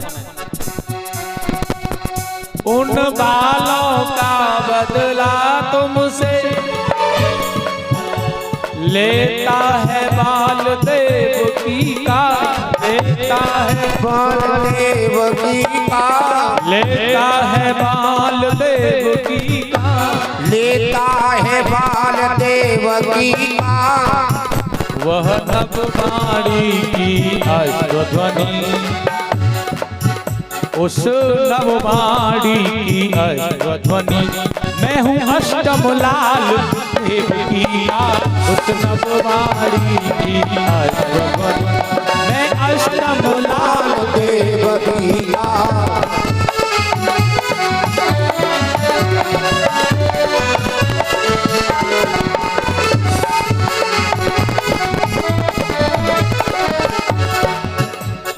उस नववाणी की वही ध्वनि गूंज गूंज के बता रही है, आठवां काल तेरा काल होगा, देवकी का आठवां पुत्र तेरा काल होगा। तो मैं वही देवकी का आठवां पुत्र हूँ मामा कंस। इतनी कड़ी सुरक्षा, इतने पहरेदार, इतना शासन, इतना प्रशासन, इतना माया, इतना सब कुछ होने के बाद तुम कुछ भी नहीं कर पाए। मैं तुम्हारे ही नाक के नीचे पलता रहा और आज तुम्हारा काल बन करके आ गया हूँ, और दोनों हाथों से आज मामा कंस की छाती पर प्रहार किया, निकल करके चले गए। गोविंदाय नमो। मर गया बेचारा। भगवान दौड़े, कारागृह बंदियों को खोला, पहले सबसे अपने नाना उग्रसेन जी के बंधन खोले, जो कंस के पिता हुआ करते हैं, अपने पिता को भी कारागार में डाल दिया। उसके बाद अपने माता पिता वसुदेव देवकी के बंधनों को खुलवाया, चरणों में बंधन किया, उन्हें बहुत कुशल बहुत आनंद से छठ कर्म आदि कराया, पवित्र वस्त्र आभूषण पहनाए, सुंदर दिव्य बनाया, बहुत सुंदर सराहना आनंदमय भाव दर्शाया प्रभु ने। उसके बाद मथुरा का महाराज राजा बनाया उग्रसेन जी को, और सुखदेव जी ने कहा मथुरा नगर को बिल्कुल सुरक्षित कर दिया, पाप के भय से निडर कर दिया भगवान, और वहां के राजा हैं, वहां के महाराज हैं आज उग्रसेन जी महाराज। और उसके बाद में आज सब कुछ होने के बाद 2 दिन निकल ही गए हैं ना, तो नंद बाबा लौट के जा रहे हैं, तो वसुदेव जी भेंट लेकर के आए, भगवान कृष्ण उनके साथ आए, बाबा को भेंट दिलाया, ग्वाल वालों को भेंट दिला रहा, लेकिन हाथ जोड़ करके भगवान कृष्ण ने नंद बाबा से आज कहा है, हे बाबा, स्वामी सुखदेव जी राजा परीक्षित को बता रहे हैं, आज भगवान हाथ जोड़ करके नंद बाबा के सामने खड़े हैं। नंद बाबा ने कहा मैं जानता हूं तू कौन है, इसलिए मैं तुझे चलने के लिए नहीं कहूंगा कृष्ण, लेकिन भगवान आज बड़े सुंदर भाव में अपने बाबा के चरणों में वंदन करके हाथ जोड़ के खड़े और बड़ा सुंदर है। आज बड़ा प्यारा श्लोक गाया गया है यहाँ पर। समा सपिता साच जननियो पुष्णीताम सुपुत्रवतः श्री कृष्ण गोविंद हरे मुरारे। श्री कृष्ण गोविंद हरे मुरारे। शिशूनं बंधु विरुदृष्टान् कल्पयेत्पदभूषण श्री कृष्ण गोविंद हरे मुरारे। श्री कृष्ण गोविंद हरे मुरारे। श्री कृष्ण गोविंद हरे मुरारे मुरारे। हे नाथ नारायण वासुदेव। हे नाथ नारायण वासुदेवा। हे नाथ नारायण वासुदेव। सपिता साथ जननी यो पुष्णिना सुपुत्रवत। भगवान कह रहे हैं जो अपने स्वजनों के त्याग देने पर अपने पुत्रों को और जो उन पुत्रों की परवरिश करता है वाकई में वही माता पिता कहलाने के योग्य होता है, जिसने अपनों के त्याग देने पर जिस बालक की जिस पुत्र की सुरक्षा की और पालन किया है वह सच्चे मतलब अधिकारी होते हैं उस पर अधिकार रखने का। इसलिए इसी भांति आपने हमारा पालन किया है। हे बाबा, जमाने में देवकी और वसुदेव का पुत्र न होकर के ये संसार वाले सदैव मुझे यशोदा का लाला कहकर के बुलाएंगे, नंद का दुलारा, नंद का लाला कहकर के बुलाएंगे। इसलिए जमाने वाले मुझे पूजेंगे तो यशोदा मैया का लाला कहकर। आपने हमारी इस बात की रक्षा की। बूढ़े नंद बाबा लौटने लगे।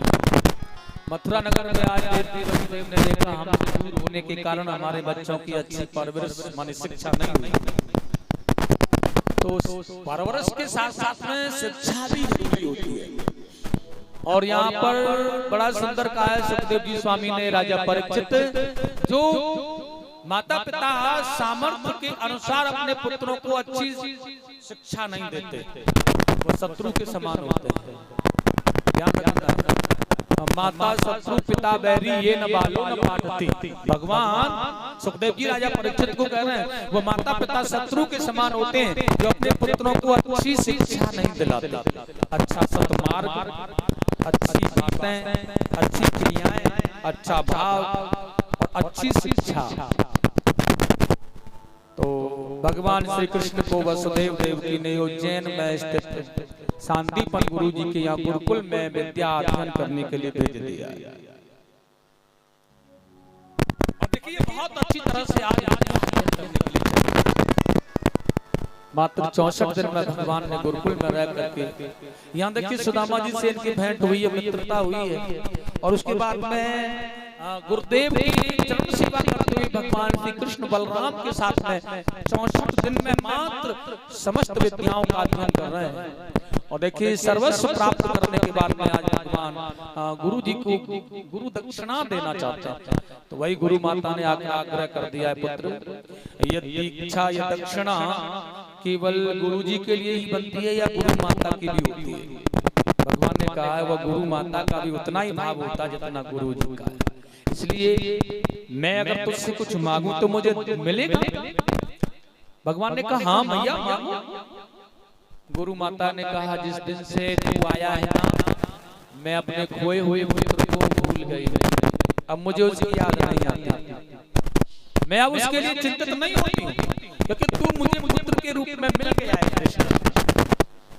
या तो फिर एक काम कर, तू सदा सदा के लिए मेरा पुत्र बन के यहीं रह जाए, और नहीं तो फिर मेरे पुत्र को मुझे दक्षिणा में देकर यमराज से भी ला करके दे। जहाँ भी है वर्षों पहले समुद्र में स्नान करने गया था, अभी तक लौट करके नहीं आया। इसलिए जहाँ भी है जैसा भी है मेरे पुत्र को ला करके दे। मैं जानती हूँ कि तू भगवान है, इसलिए समर्थ को नहीं दोष। तू सामर्थ्यवान है, तुझे कोई दोष नहीं है, तू मेरे पुत्र को ला सकता है, इसलिए मुझे ये प्रदान कर। आप देखिएगा भगवान कृष्ण को आज मैया यशोदा की याद आ गई है तुरंत।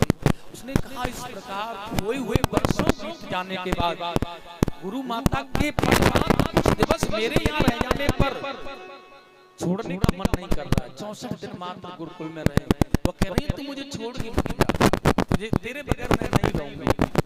लेकिन वह माता यशोदा जिसने मेरा पालन किया 11 वर्ष 56 दिन तक, वह कैसे मेरे बगैर रहती होगी।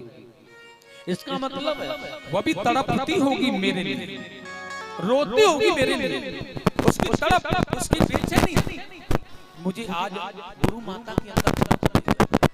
भगवान ने जाकर के समुद्र को ललकारा, लेकिन यहाँ पर जब उनका पुत्र नहीं मिला है तो देखिएगा आज वही भगवान ने यमराज को जाकर के ललकार दिया, और यमराज से उनकी गुरु माता का पुत्र लेकर के लौट करके भगवान ने उनके चरणों में समर्पित किया है। और उनकी गुरु माता बड़ी प्रसन्न होकर के अपने आज भगवान श्री कृष्ण को विदा कर देती है, तो लौट करके मथुरा में कन्हैया आ गए।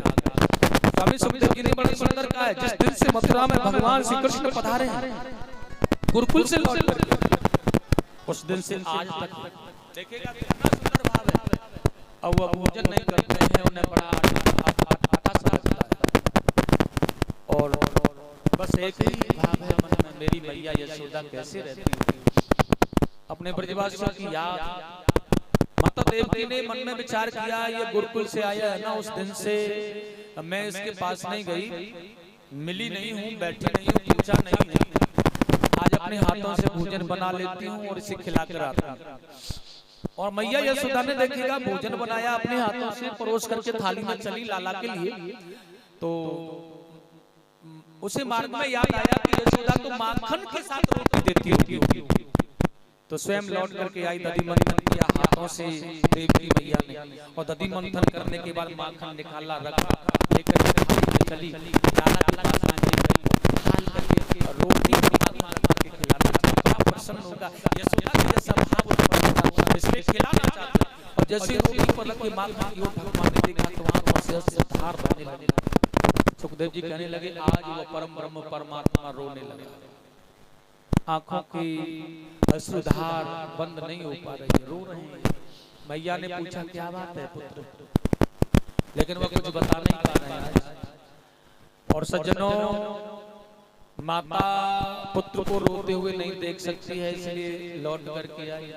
पिता उनके भगवान के पिता वसुदेव जी से कहा आपका पुत्र रो रहा है, आप जाकर के उसे पूछो क्या कष्ट है उसे।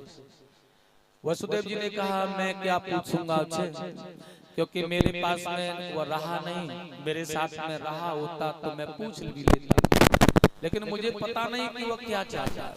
इसलिए आज देखिएगा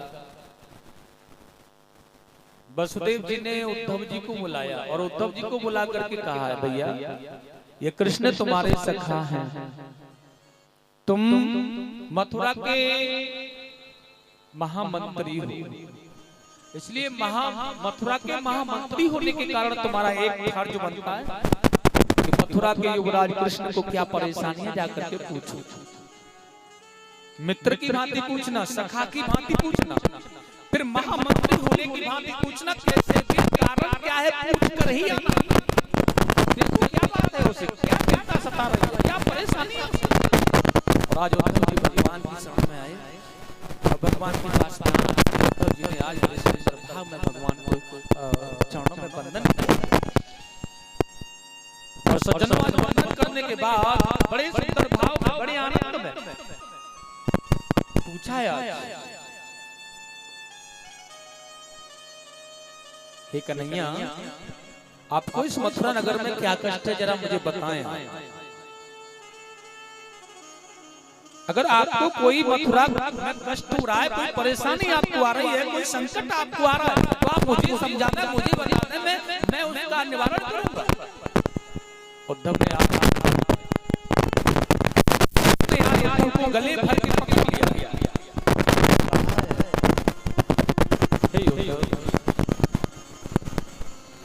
मुझे मैया यशोदा की याद आ रही है, मुझे उन गोपियों की याद सता रही है जिनको मैं छोड़ करके परसों का वादा करके आया। उद्धव, तुम बृहस्पति जी के शिष्य हो, ज्ञान तुम्हारे अंदर भरा हुआ है,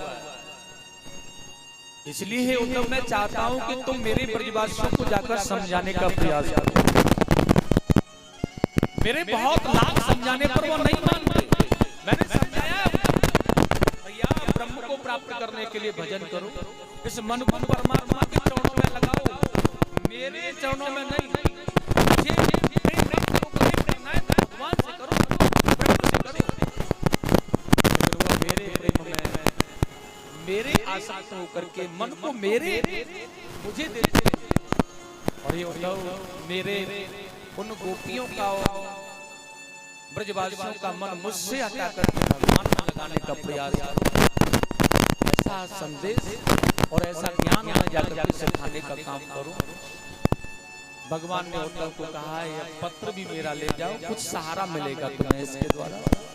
और यह मेरा मोर पंख तुम ले जाओ, मेरा पीतांबर भी उद्धव आप ही ले जाओ, जिससे ब्रजवासी इस पीतांबर इस मोर पंख को देखेंगे तो तुम्हारे नजदीक आएंगे। अपने ज्ञान का प्रकाश उनके ऊपर थोड़ा डालो आप। बड़ा सुंदर भाव दर्शाया आज भगवान। हे उद्धव, और बड़ा सुंदर कहा है आज, कहा माधव ने ऊधों से वृंदावन जरा जाना, वहां की गोपियों को ज्ञान का कुछ तत्व समझाना। बिरह की वेदना में बेसदा बेचैन रहती हैं, तड़प कर आह भर भर कर यही वो गान गाती हैं। केवल कृष्ण विरह में वो बेचैन होकर गाती रहती हैं, रोती रहती हैं, बेचैन होती हैं, परेशान होती हैं। जाकर के तुम उन्हें समझाने का प्रयास उद्धव करो। भगवान से उद्धव जी ने कहा, ठीक है मैं जाऊंगा, लेकिन भगवान बहुत समय तो नहीं मिलेगा, लेकिन हाँ मैं प्रातः निकलूंगा, दोपहर आप आदेश करेंगे मुझे। भगवान ने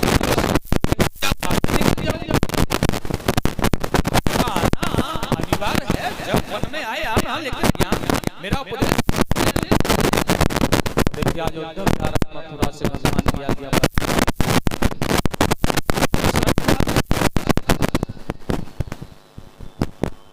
भगवान ने बड़ा सुंदर भाव कहा है। और यह लेकर के संदेश भगवान का जब चढ़े, आज बड़े सुंदर भाव है ब्रज के लिए। चले मथुरा से कुछ दूर, थोड़ी ही दूर रथ चला, क्योंकि बहुत समय नहीं लगता वृंदावन, मथुरा से वृंदावन आने के लिए। चले मथुरा से दूर, वृंदावन निकल आया, वहीं गोपियों के प्रेम यह रंग दिखलाया। उलझ कर वस्त्रों में कांटे, कहे आओ इधर आओ, हमें गोविंद के कुछ प्रेम का कुछ रंग समझाओ। लता पताओं ने भी उद्धव के रथ को घेरना चाहा। वह धूल, वह ब्रज, वह रज, वह लता, वह पता, वह डाल, वह पत्ते, वह पुष्प, वह भी विरह में बेचैन कृष्ण जी में आज उद्धव को ज्ञान बताना, उद्धव को कुछ बताने का प्रयास करना चाहता। लेकिन आज जैसे ही उद्धव का रथ आया है वृंदावन में, तो कुछ खेलते हुए बालकों को, बैठे हुए बच्चों से पूछा उद्धव जी ने, भैया मैया यशोदा के महल जाना है।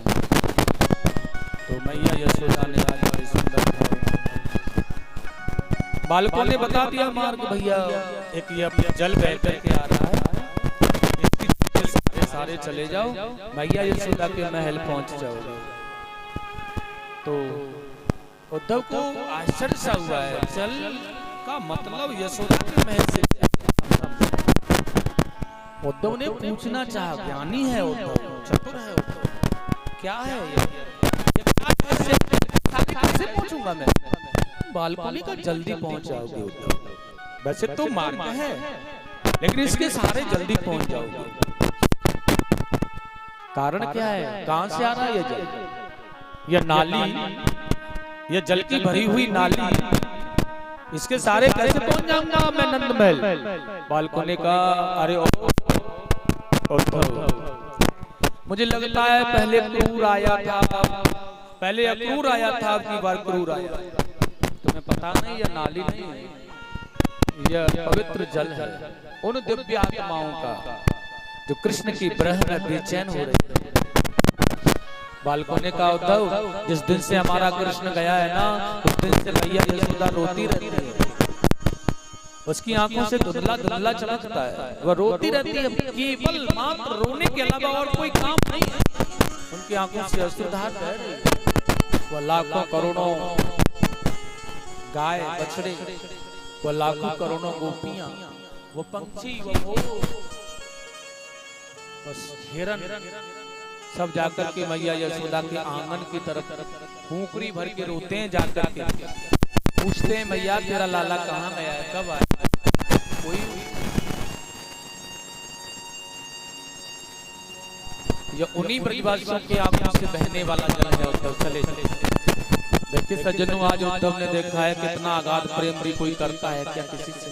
अच्छा, क्या भक्त भगवान से करता है या माँ पुत्र से करती है, या प्रेम का इतना प्रेम, इतना अगाध जिसमें भाव भरा हो, जो कि गोपियों का ऐसा प्रेम नहीं देखा होता। और देखिए उद्धव की ज्ञान मुद्री चटकने लगे। क्या ऐसे अगाध निश्चल सरल प्रेम को मैं योग सिखा पाऊंगा, मैं ज्ञान सिखा पाऊंगा? क्या मैं साधना इनको बता पाऊंगा जो बिल्कुल इतने सरल?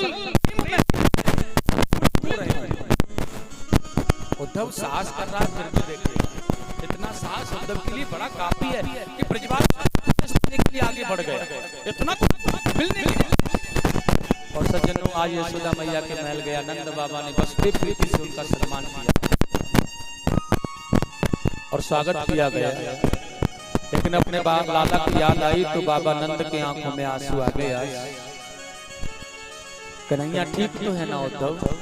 भगवान ने, उद्धव जी ने कहा हाँ बाबा ठीक है।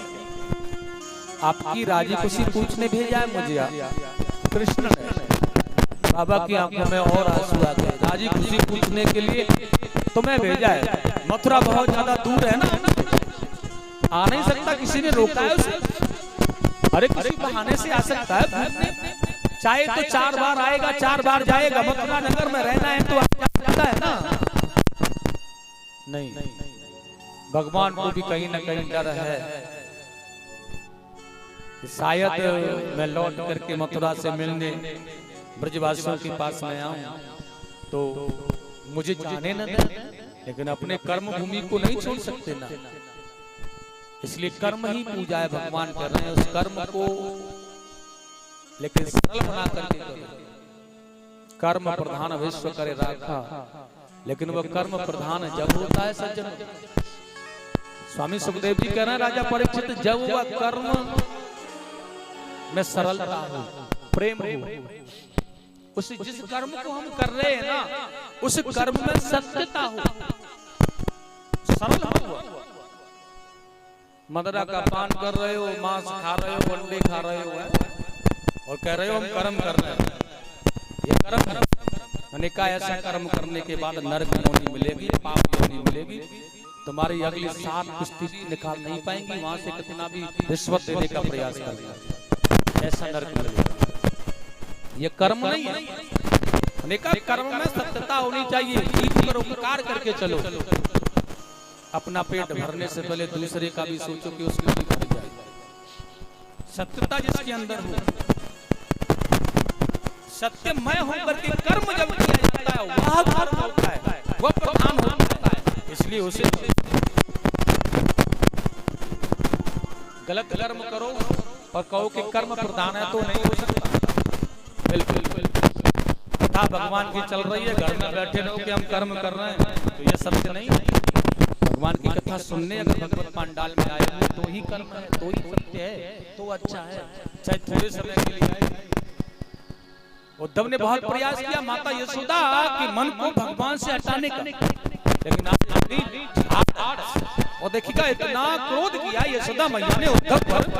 यह मैया यशोदा कभी तो दरवाजे से झांकती हैं, ये क्यों? गाय चराने गया है ना, आ रहा होगा, वो दूध पेला हो गई है, लेकिन नहीं आया तो सुना खम्भ के पीछे छुप करके ना अन्य किसी मार्ग से आकर माखन खा रहा होगा, वहां देखते वहां भी तो पालने में सो गया होगा मेरे डर के कारण, इसलिए पालने को आकर के झुला रही थी इस प्रकार।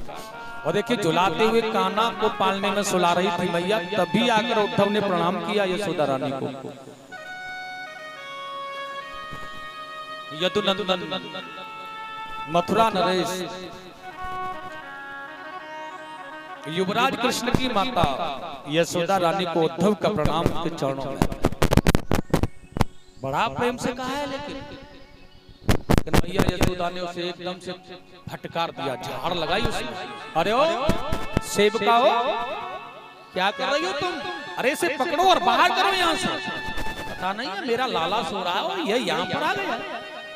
मैं मना करती हूँ जिस समय मैं अपने लाला की सेवा में हुआ करूँ, जिस समय मैं उसे सुला रही हुआ करूँ। अरे गाय चरा करके आया है, बहुत थक गया है, भोजन भी नहीं किया, आकर सो गया है, इतना थकान इतनी परेशानी से हो रही है और तुम आकर के इसे संभाल नहीं सकती, इसे यहाँ तक ले आई, इसे निकालो यहाँ से, मेरा लाला सो रहा है और यह जग जाएगा। ऐसा माता यशोदा का भाव है। भगवान सुखदेव जी कहना है राजा परीक्षित हुआ अश्रुपूरित नैनों से अपने पुत्र के स्नेह में डूबी हुई है, वो उससे कोई कार्य नहीं होता, बस केवल अपने पुत्र के उसी कार्य में लगी है। उसकी हृदय में कृष्ण है, उसके रूप रूप में कृष्ण भरा है, उसकी श्वास श्वास में कृष्ण भरा है, इसलिए उद्धव का ज्ञान उस पर असर नहीं करता। और कमाल तो यहाँ है, क्या कोई किसी क्या किसी भी प्रकार का कोई ज्ञानी ब्रह्म की माँ यशोदा को ज्ञान दे? यह संभव नहीं, यह सरल नहीं है, क्योंकि जहां तक देखने के लिए मिलता है परमात्मा कृष्ण ने अपने ब्रह्मत्व को कितनी बार माता यशोदा के सामने प्रकट करना चाहा है कि मैं भगवान हूँ, मुझे पहचान मैया, मैं ब्रह्म हूँ, मैं भगवान हूँ, लेकिन उस यशोदा ने उसे भगवान नहीं समझा, उसने अपना लाला ही समझा। कितनी बार, चाहे वह गिरिराज उठाया, चाहे वह काटिया मर्दन किया, चाहे बकासुर उद्धार, अकासुर उद्धार, देवकासुर उद्धार उसकी सामने आंखों के सामने किया, लेकिन यशोदा के एक भी पल मात्र में उसे स्नेह प्राप्त नहीं हुआ कि यह भगवत कृपा भगवान है या कोई देवता या कोई शक्ति है, कोई आश्चर्य इसके अंदर है नहीं, या मेरा लाला, या फिर कोई ज्ञानी आकर के उद्धव से उपदेश करे जिसे ब्रह्म न कर पाया हो, जो ब्रह्म उसकी ब्रह्मता को इसके अंदर न कर पाया हो, उस माता यशोदा को कौन ज्ञानी उद्धव उपदेश कर सकता है? निकलना पड़ा उद्धव को दूर महलों से, जा यहाँ से, निकल जा मेरे महलों से, दिख नहीं रहा है मैं अपने लाला की सेवा में लगी हुई, इसे सुला रही हूँ पापी, आज के बाद मेरे पास आने की कोशिश मत करना। उद्धव की आंखों में अश्रु भरे हुए थे, यशोदा मैया का स्नेह कैसा है। देखिए आने वाले समय में द्वारकाधीश बनने के बाद भी अनेक प्रकार के यज्ञों के बाद 100 वर्ष पूर्ण होने के बाद यशोदा मैया को बुलाएगा कन्हैया यज्ञ के अवसर पर, लेकिन वहां भी अपने लाला को भगवान नहीं लाला कहकर के पुकार रही है ये मैया। आंखों से दिखता नहीं है, ब्रह्म नहीं माना, मेरा लाला वह है यशोदा। स्वामी सुखदेव जी ने कहा गोपियों के स्नेह को देखा कि मैया है वो आखिरकार मैं इन भगवान की जो प्रेमिका है इनको समझाने का प्रयास करता। आकर के गोपियों से कहा हरि ओ गोपियों, मैं मथुरा से आया, आपके प्रियतम कृष्ण का संदेश लेकर आया हूँ, मेरे पास आओ तो मैं बताता हूँ। पाती निकाल कर झोली में से जैसे ही पढ़ना चाहता है उद्धव, गोपियां अब तो देखा है उद्धव को पढ़ने में देर हो रही है, इसलिए आज पाती को पकड़ करके उद्धव से खींच लिया है गोपियों और खींच कर चीर चीर कर। सुखदेव जी ने कहा तो उद्धव का हाल बेहाल हो गया भैया इन ब्रजवासियों के सामने, क्या क्या। अरे ओ गोपियों, या पाती को फाड़ दिया है तो उपदेश कैसे सुनोगी तुम? अरे इधर आओ, सुनो मेरी बात, मैं समझाने का प्रयास कर रहा हूँ। गोपियों रुको तो सही। एक गोपी ने कहा, अरे क्यों पागल के मुंह लग रही है, वो क्रूर आया या क्रूर आ गया है। अरे छोड़ इसे, इधर आ मेरे पास, तुझे दिखा देख। दौड़ कर सारी गोपियां दौड़ी दौड़ी गई। एक गोपी देख रही है, एक भंवरा एक पुष्प पर, एक कली पर बैठा बैठा उसका रस चूस रहा है। गोपी कहने लगी, तू यहाँ बुला रही है हमें इसे देखने के लिए? अरे देख, इसका रंग हमारे श्याम सुंदर की तरह है ना, बिल्कुल। उसने कहा, यह श्याम सुंदर की तरह ही है, उसका ही सेवक है, काले रंग का ही है और काले ही रंग का वो। एक कली का रस चूस करके दूसरी पर बढ़ जाता, देख इसे। ऐसे कन्हैया है, हमसे प्रीति करके अब पूजा से प्रीति कर लिए जाकर के मथुरा में। क्यों देख रही है इसे? गोपियां कहने लगी, अरे क्यों याद करती हो उसे? जले वन को छोड़ करके मृग चले जाते हैं, यजमान से दक्षिणा लेकर के पंडित उसे छोड़ के चले जाते हैं। हे सखियों, उसी भांति हमारा कृष्ण भी हमें छोड़ के चला गया है। अब छोड़ो उसकी विरह वेदना, वो तो पीछे पीछे छुपके से देख रहा है क्या हो रहा है। बहुत सी गोपियां दौड़ी दौड़ी आई, आकर के हाथ पकड़ पकड़ खींच रही हैं। और देखिए वहां आ गए जहां जिस वृक्ष के नीचे लाडली जी लेटे हैं। यशोदा अनेक अष्टशक्तियां और लाडली को समझाया, तेरा श्याम सुंदर मेरे सपने में आया। अब देख, मैंने मटकी उठाई थी तो उसी समय तोड़ दिया। और देखिए एक सखी कह रही है, बहन मेरे घर में आकर के उसने माखन खाया, बहुत शैतानी की। उसने बड़े स्नेह से थोड़ा सा आंखें खोल के देखा है। अरे ओ सखियो, बड़ी सौभाग्यवान हो तुम कि तुम्हें कृष्ण स्वप्न में आकर के दिख जाता। लेकिन हे सखियो, मैं तो हतभागी हूँ, मैं तो बड़ी पापी हूँ। जिस दिन से वह कृष्ण गया है ना, मेरी रातों की नींद को अपने साथ ही लेकर के चला गया। मुझे नींद नहीं आती, मेरा चैन बेचैन सब उसके पास है। मेरा मन चुरा करके ले गया, आंखों की नींद को उसी ने हरण कर लिया है। तो स्वप्न कहाँ आएगा? इसलिए स्वप्न में भी नहीं आता और ना आंखों के सामने होता है। उद्धव ने देखा है वही लाडली भगवान की प्रिय लता, जहां रोज कन्हैया उनसे मिलते थे, आकर के देखा है। आए होंगे यहाँ कृष्ण, पूछ रही है उनसे, तुमने देखा? बहुत दिन हो गए, शायद यहाँ आकर के किसी दिन याद आई हो तो आए हो। यमुना में जहां आकर के बैठते थे उनके साथ, उसी यमुना के पास जाकर के जिन लहरों में हाथ डाल करके भगवान श्री के साथ में लाडली जी के साथ में बातें करते थे, उस जगह पर आकर के बैठे रोने लगे।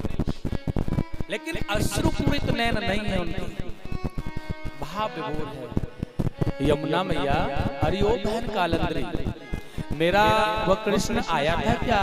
देखा तुमने उनके? उसके बाद कोई भी कुछ नहीं बताता।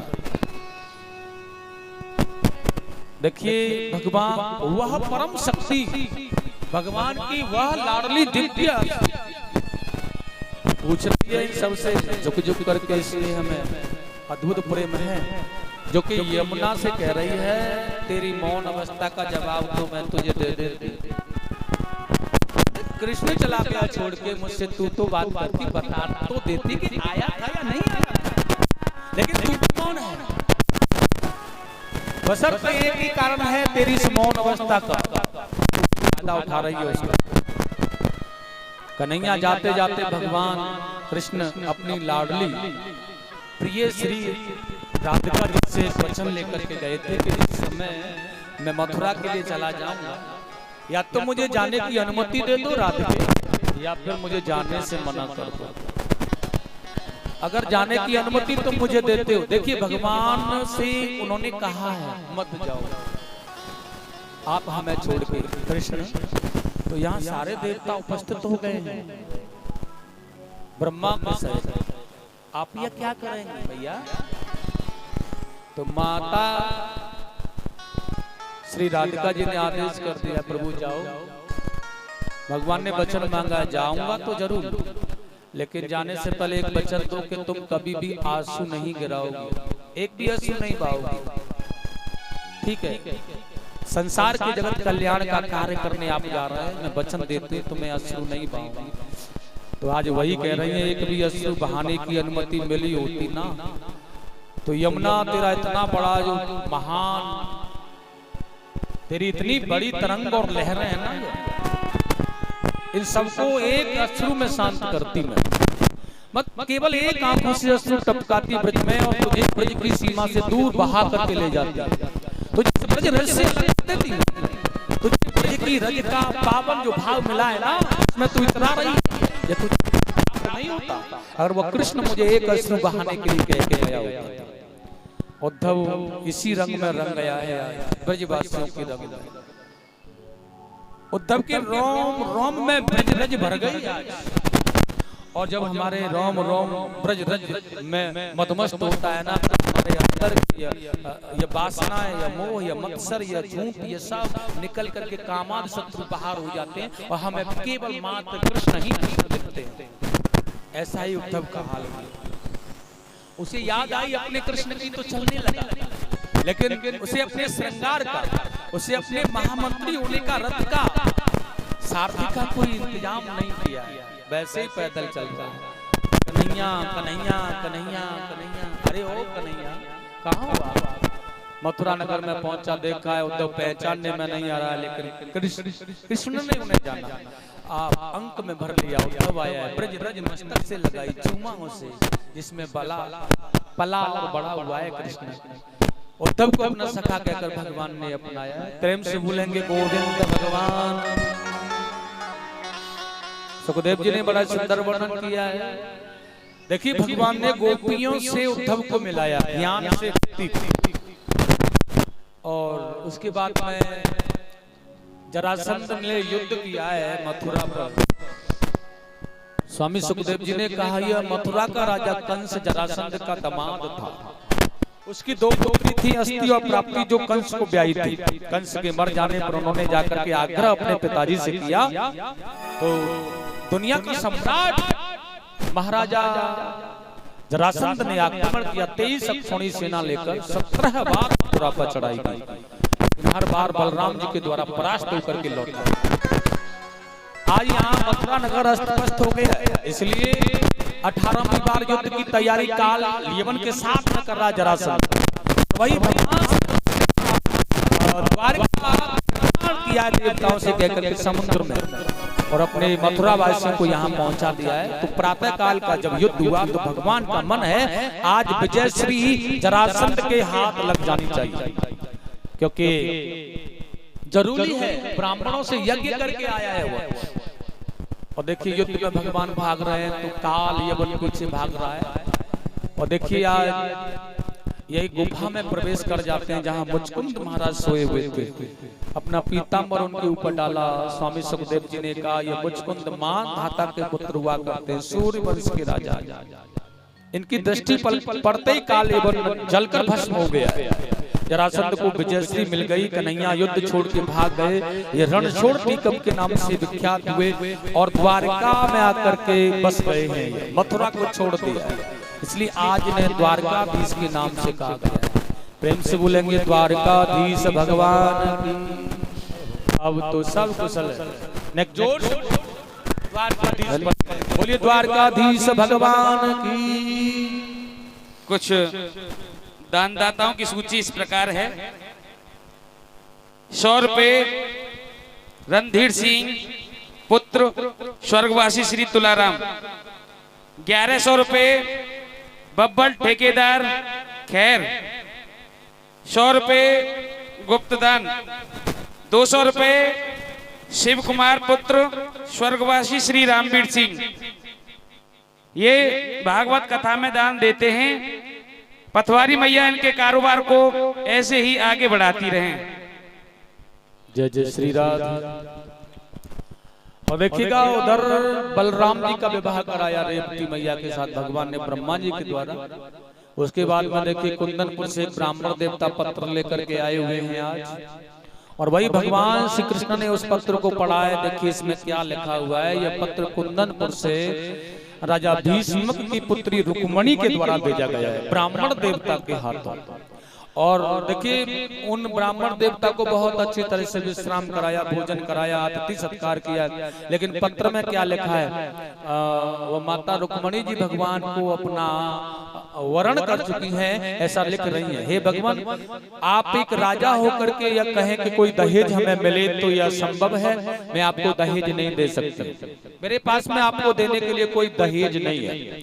अच्छा, मैं आपको दहेज में प्रदान क्या कर सकती हूँ? मैंने आज तक जितने भी सत्कर्म किए वह सभी तुम्हें अर्पण करती हूँ, यही मेरा दहेज है।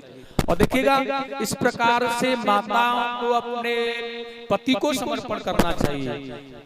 स्वामी, ये जो दहेज है, ये प्रथा है, यह तो बेकार है। माता पिता हर प्रकार से पूर्ण इच्छा करने का प्रयास करते ही हैं, लेकिन हमारा जो समर्पण है, असली जो दहेज है, वह है एक सुशील पत्नी का प्राप्त होना और उस पत्नी का पति के चरणों में आश्रित होना। अपना जप जो भी है सब अर्पण कर रही है, यही मेरा दहेज है। आप स्वीकार करेंगे या न करेंगे ये तो नहीं जानती हूँ, लेकिन आपने अगर स्वीकार नहीं किया तो मैं अपने प्राणों का हरण कर दूंगा। और सज्जनों, वही आज भगवान ने सारथी को आदेश किया, सुंदर वस्त्र आभूषण मंगाए, सुंदर पहना। सारथी दारुक से आदेश किया, रथ सजाया गया बड़े प्रेम के साथ में। आज बलराम जी के साथ यदुवंशियों की सेना लेकर के कुंदनपुर में प्रवेश किया। तो भीष्म जी महाराज ने उनका बहुत सत्कार किया है। ब्राह्मण देवता ने जाकर रुक्मणी जी को संदेश दिया है, आपके प्रियतम कृष्ण आपको लेने आ गए, लेकिन जब आप गौरा पूजन करने जाएंगी तो वहां से आपको वो वरण करेंगे। तो माता रुक्मणी जी आज देखिए, आज बहुत सुंदर सुहागिन ब्राह्मण पत्नियों को लेकर के माता गौरा का पूजन अपनी सखियों से बड़े सुंदर श्रृंगार की याचना कर रही है कि मुझे आज इतना सजाओ, इतना सजाओ, ऐसा सजाओ कि जमाने भर के लोग मुझे देखते रहे। और कितना सुंदर आओ मेरी सखियों, मेरे मेहंदी लगा दो, मेहंदी लगा दो मुझे ऐसी श्याम सुंदर की दुल्हन बना, मुझे श्याम सुंदर की दुल्हन बना दो। आओ सखिया मुझे मेहंदी लगा दो, आओ सखिया मुझे मेहंदी लगा दो, मेहंदी लगा दो मुझे ऐसी सजा दो, मेहंदी लगा दो मुझे ऐसी सजा दो, मुझे श्याम सुंदर की दुल्हन बना दो, मुझे श्याम सुंदर की दुल्हन बना दो। जय हो। हरि बोल। ताली बजा लो, ताली ताली बजाओ।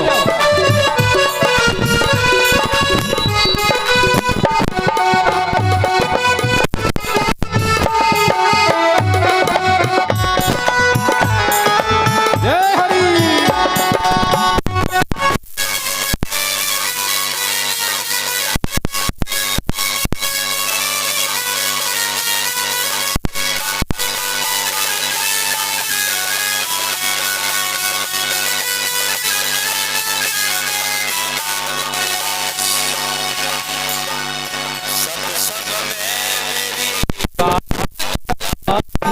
सत्संग में मेरी बात चलाई, सतगुरु ने मेरी की सगाई, सतगुरु ने मेरी की सगाई, उनको बुला के हक लेवा करा दो, उनको बुला के हक लेवा करा दो, उनको बुला के हक लेवा करा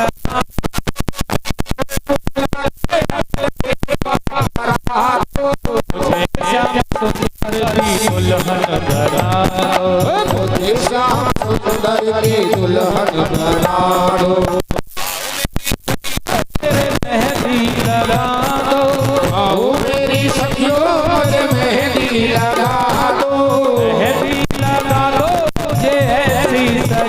दो, मेहंदी लगा दो मुझे ऐसी सजा दो, हे श्याम सुंदर की दुल्हन बना, श्याम सुंदर की दुल्हन बना दो।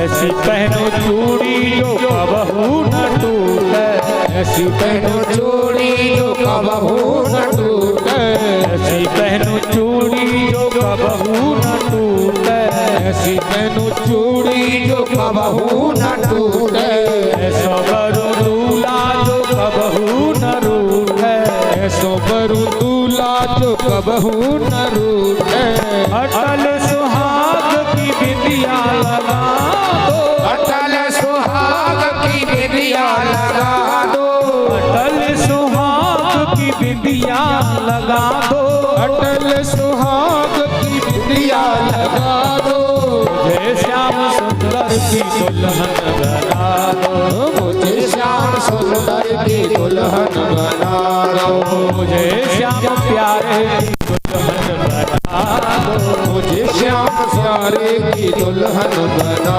दो। जय हो।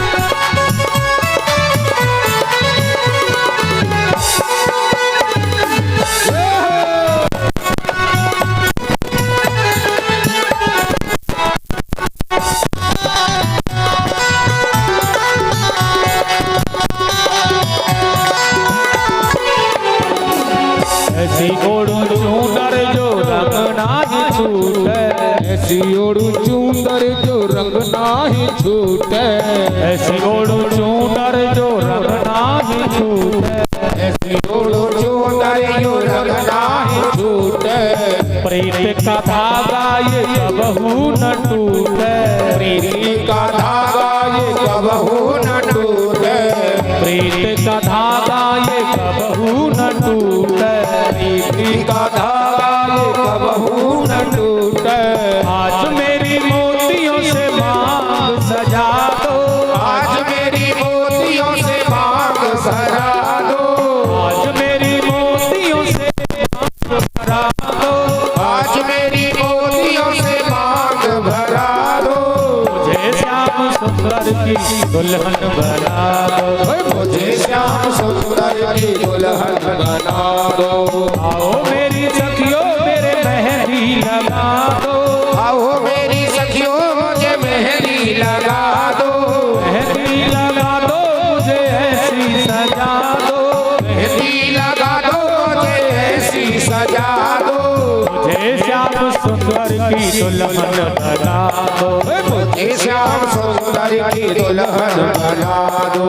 जय हो।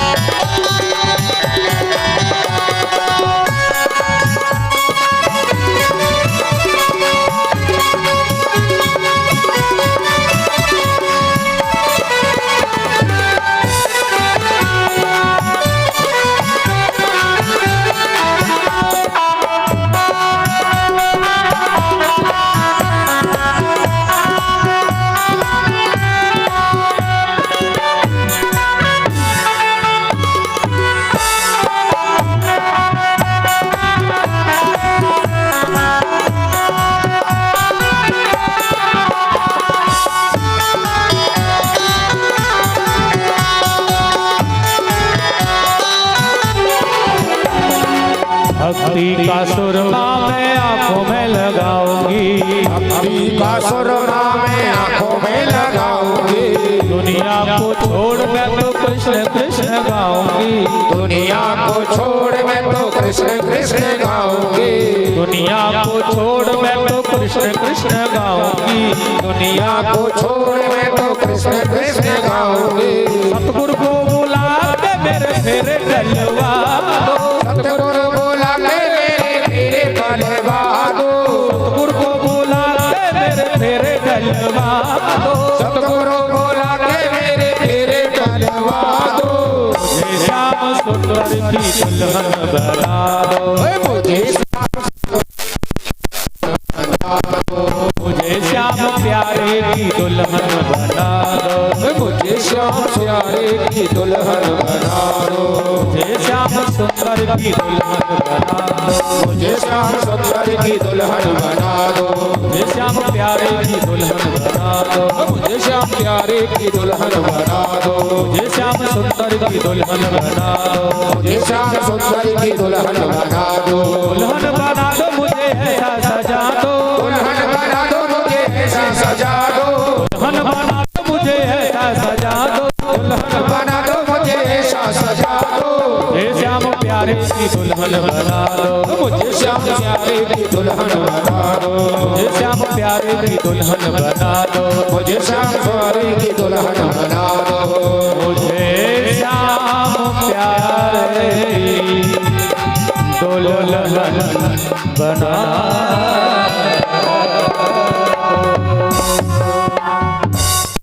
बोलिए बोलिए भगवान की, द्वारकाधीश भगवान की। माता गौरा का पूजन करने निकली ब्राह्मण पत्नियों के साथ। माता का मंदिर में जाकर के बहुत सुंदर भाव में पूजन किया। हे मैया, त्रेता युग में जिस प्रकार तुमने मनवास माता सीता को प्रदान किया, आज वही बारी मेरी। इसलिए जगत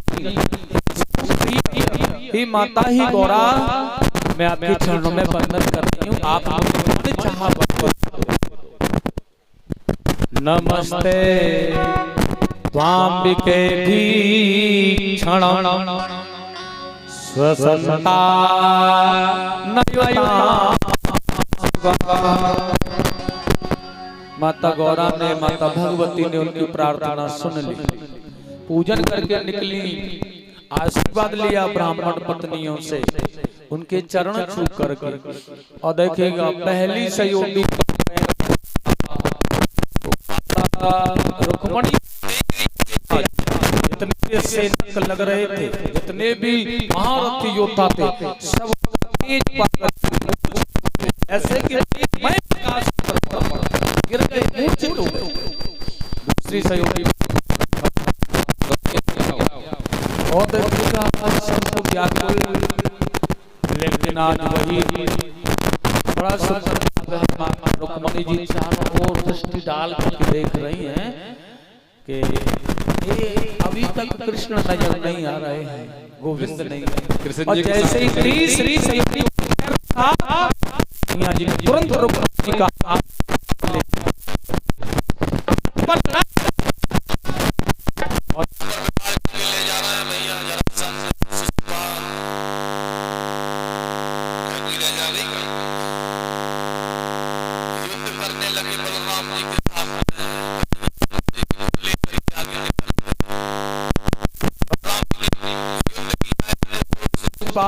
जरासंध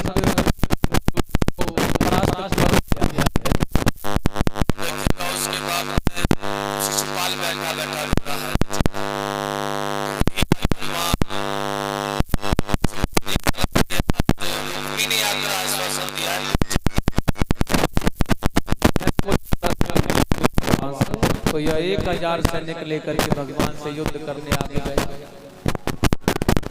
लेकिन भगवान श्री कृष्ण ने इसे परास्त कर दिया।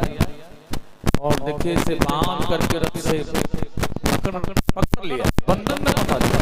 बाराती संग आ रहे हैं।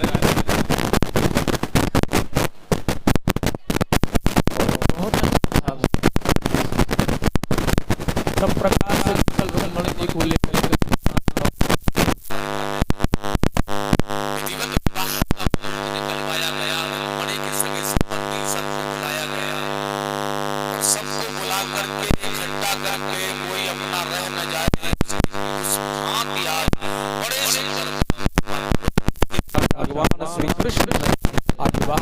बड़े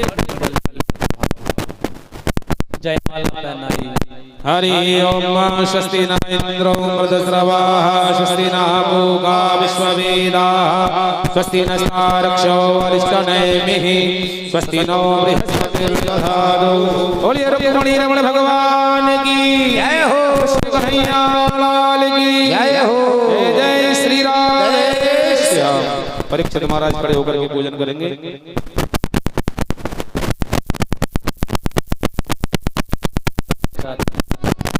प्रेम से आकर के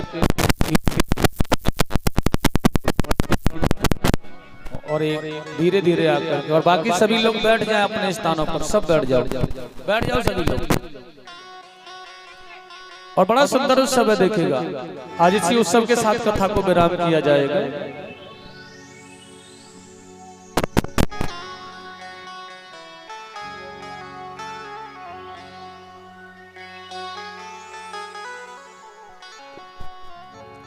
बोली वृंदावन में हरिलाल की।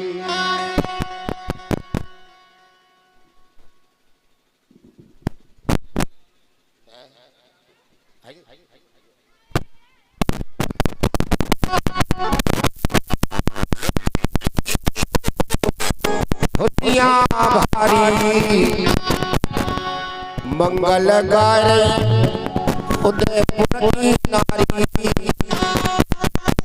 तुम कन्हैया प्यारे करे लोग कन्हैया प्यारे घर आए, करे लोग कन्हैया प्यारे घर आए, करे लोग कन्हैया प्यारे घर आए, कन्हैया प्यारे घर आए, कन्हैया प्यारे घर आए, कन्हैया प्यारे घर आए, कन्हैया प्यारे घर आए, कन्हैया प्यारे घर आए, करे लोग कन्हैया प्यारे घर आए।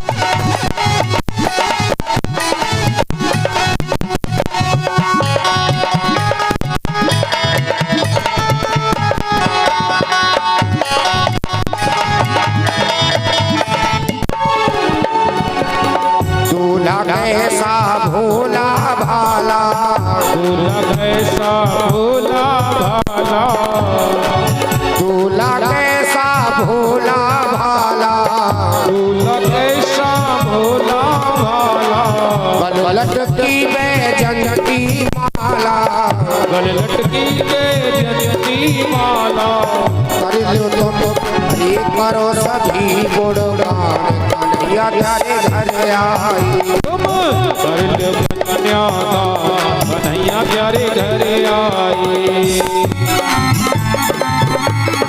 ये हो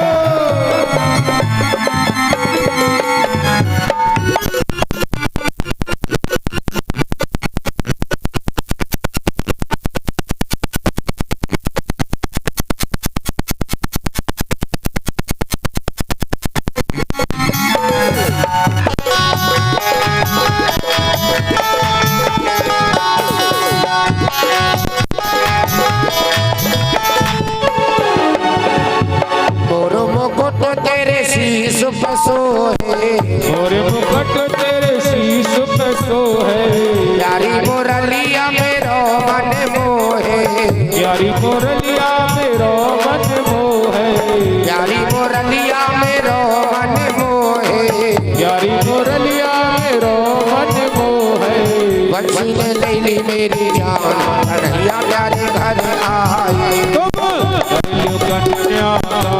कन्हैया प्यारे घर आए।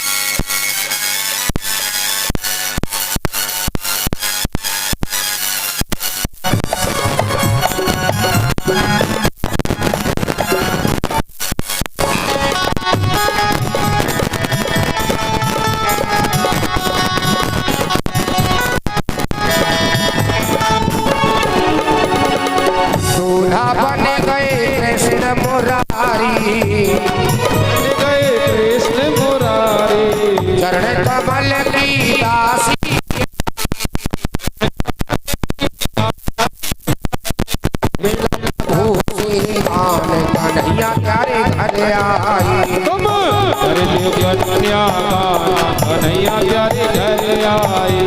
कन्हैया प्यारे घर आए, कन्हैया प्यारे घर आए, कन्हैया प्यारे घर आए, कन्हैया प्यारे घर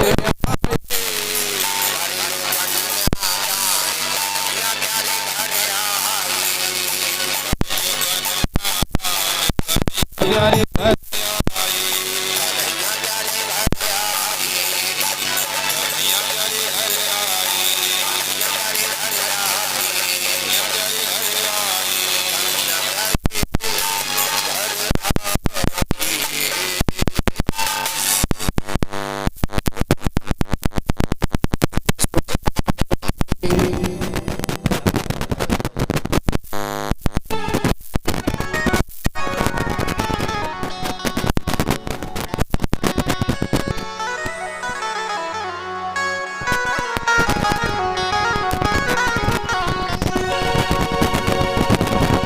हरी रंग रंग में हो रंग रंग में श्याम समाए गो, मोहे मधुबन बीच घुमाए गो।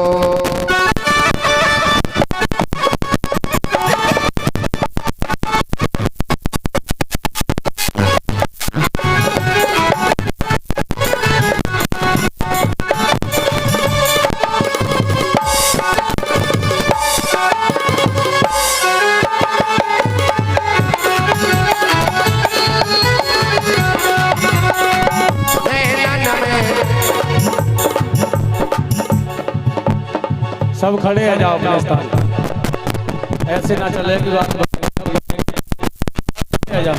यही भजन के बाद भी होनी तो दर्द है वो भी ठीक है जाएगा। जानो भी है तुम्हें तो प्रेम से दोनों हाथ बजाकर ताली से झूमते हुए सभी मस्त होकर आनंद से नैनन में श्याम समाए गो, कोई प्रेम करू लगाए गो। नैनन में श्याम समाए गो, कोई प्रेम करो लगाए गो। कोई प्रेम करू लगाए गयो, प्रेम करो लगाए गयो, कोई प्रेम करू लगाए गयो। प्रेम करो लगाए गयो। नैनन में श्याम समाए गो, कोई प्रेम करू लगाए गो। नैनन में श्याम समाए गयो, प्रेम करो लगाए गयो।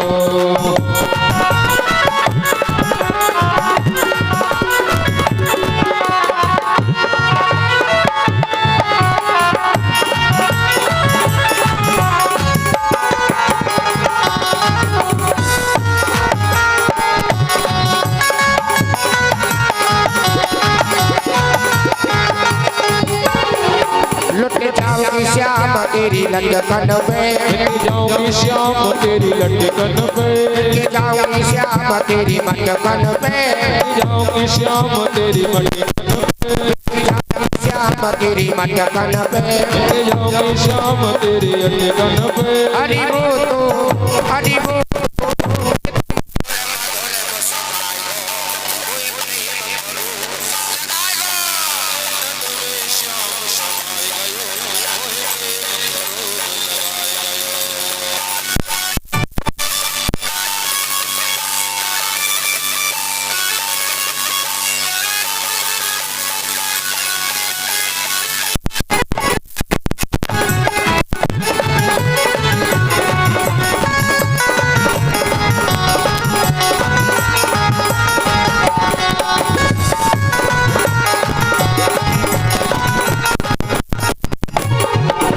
जाऊंगी श्याम तेरे नैनन पे, मर जाऊंगी श्याम तेरे नैनन पे, मर जाऊंगी श्याम तेरे नैनन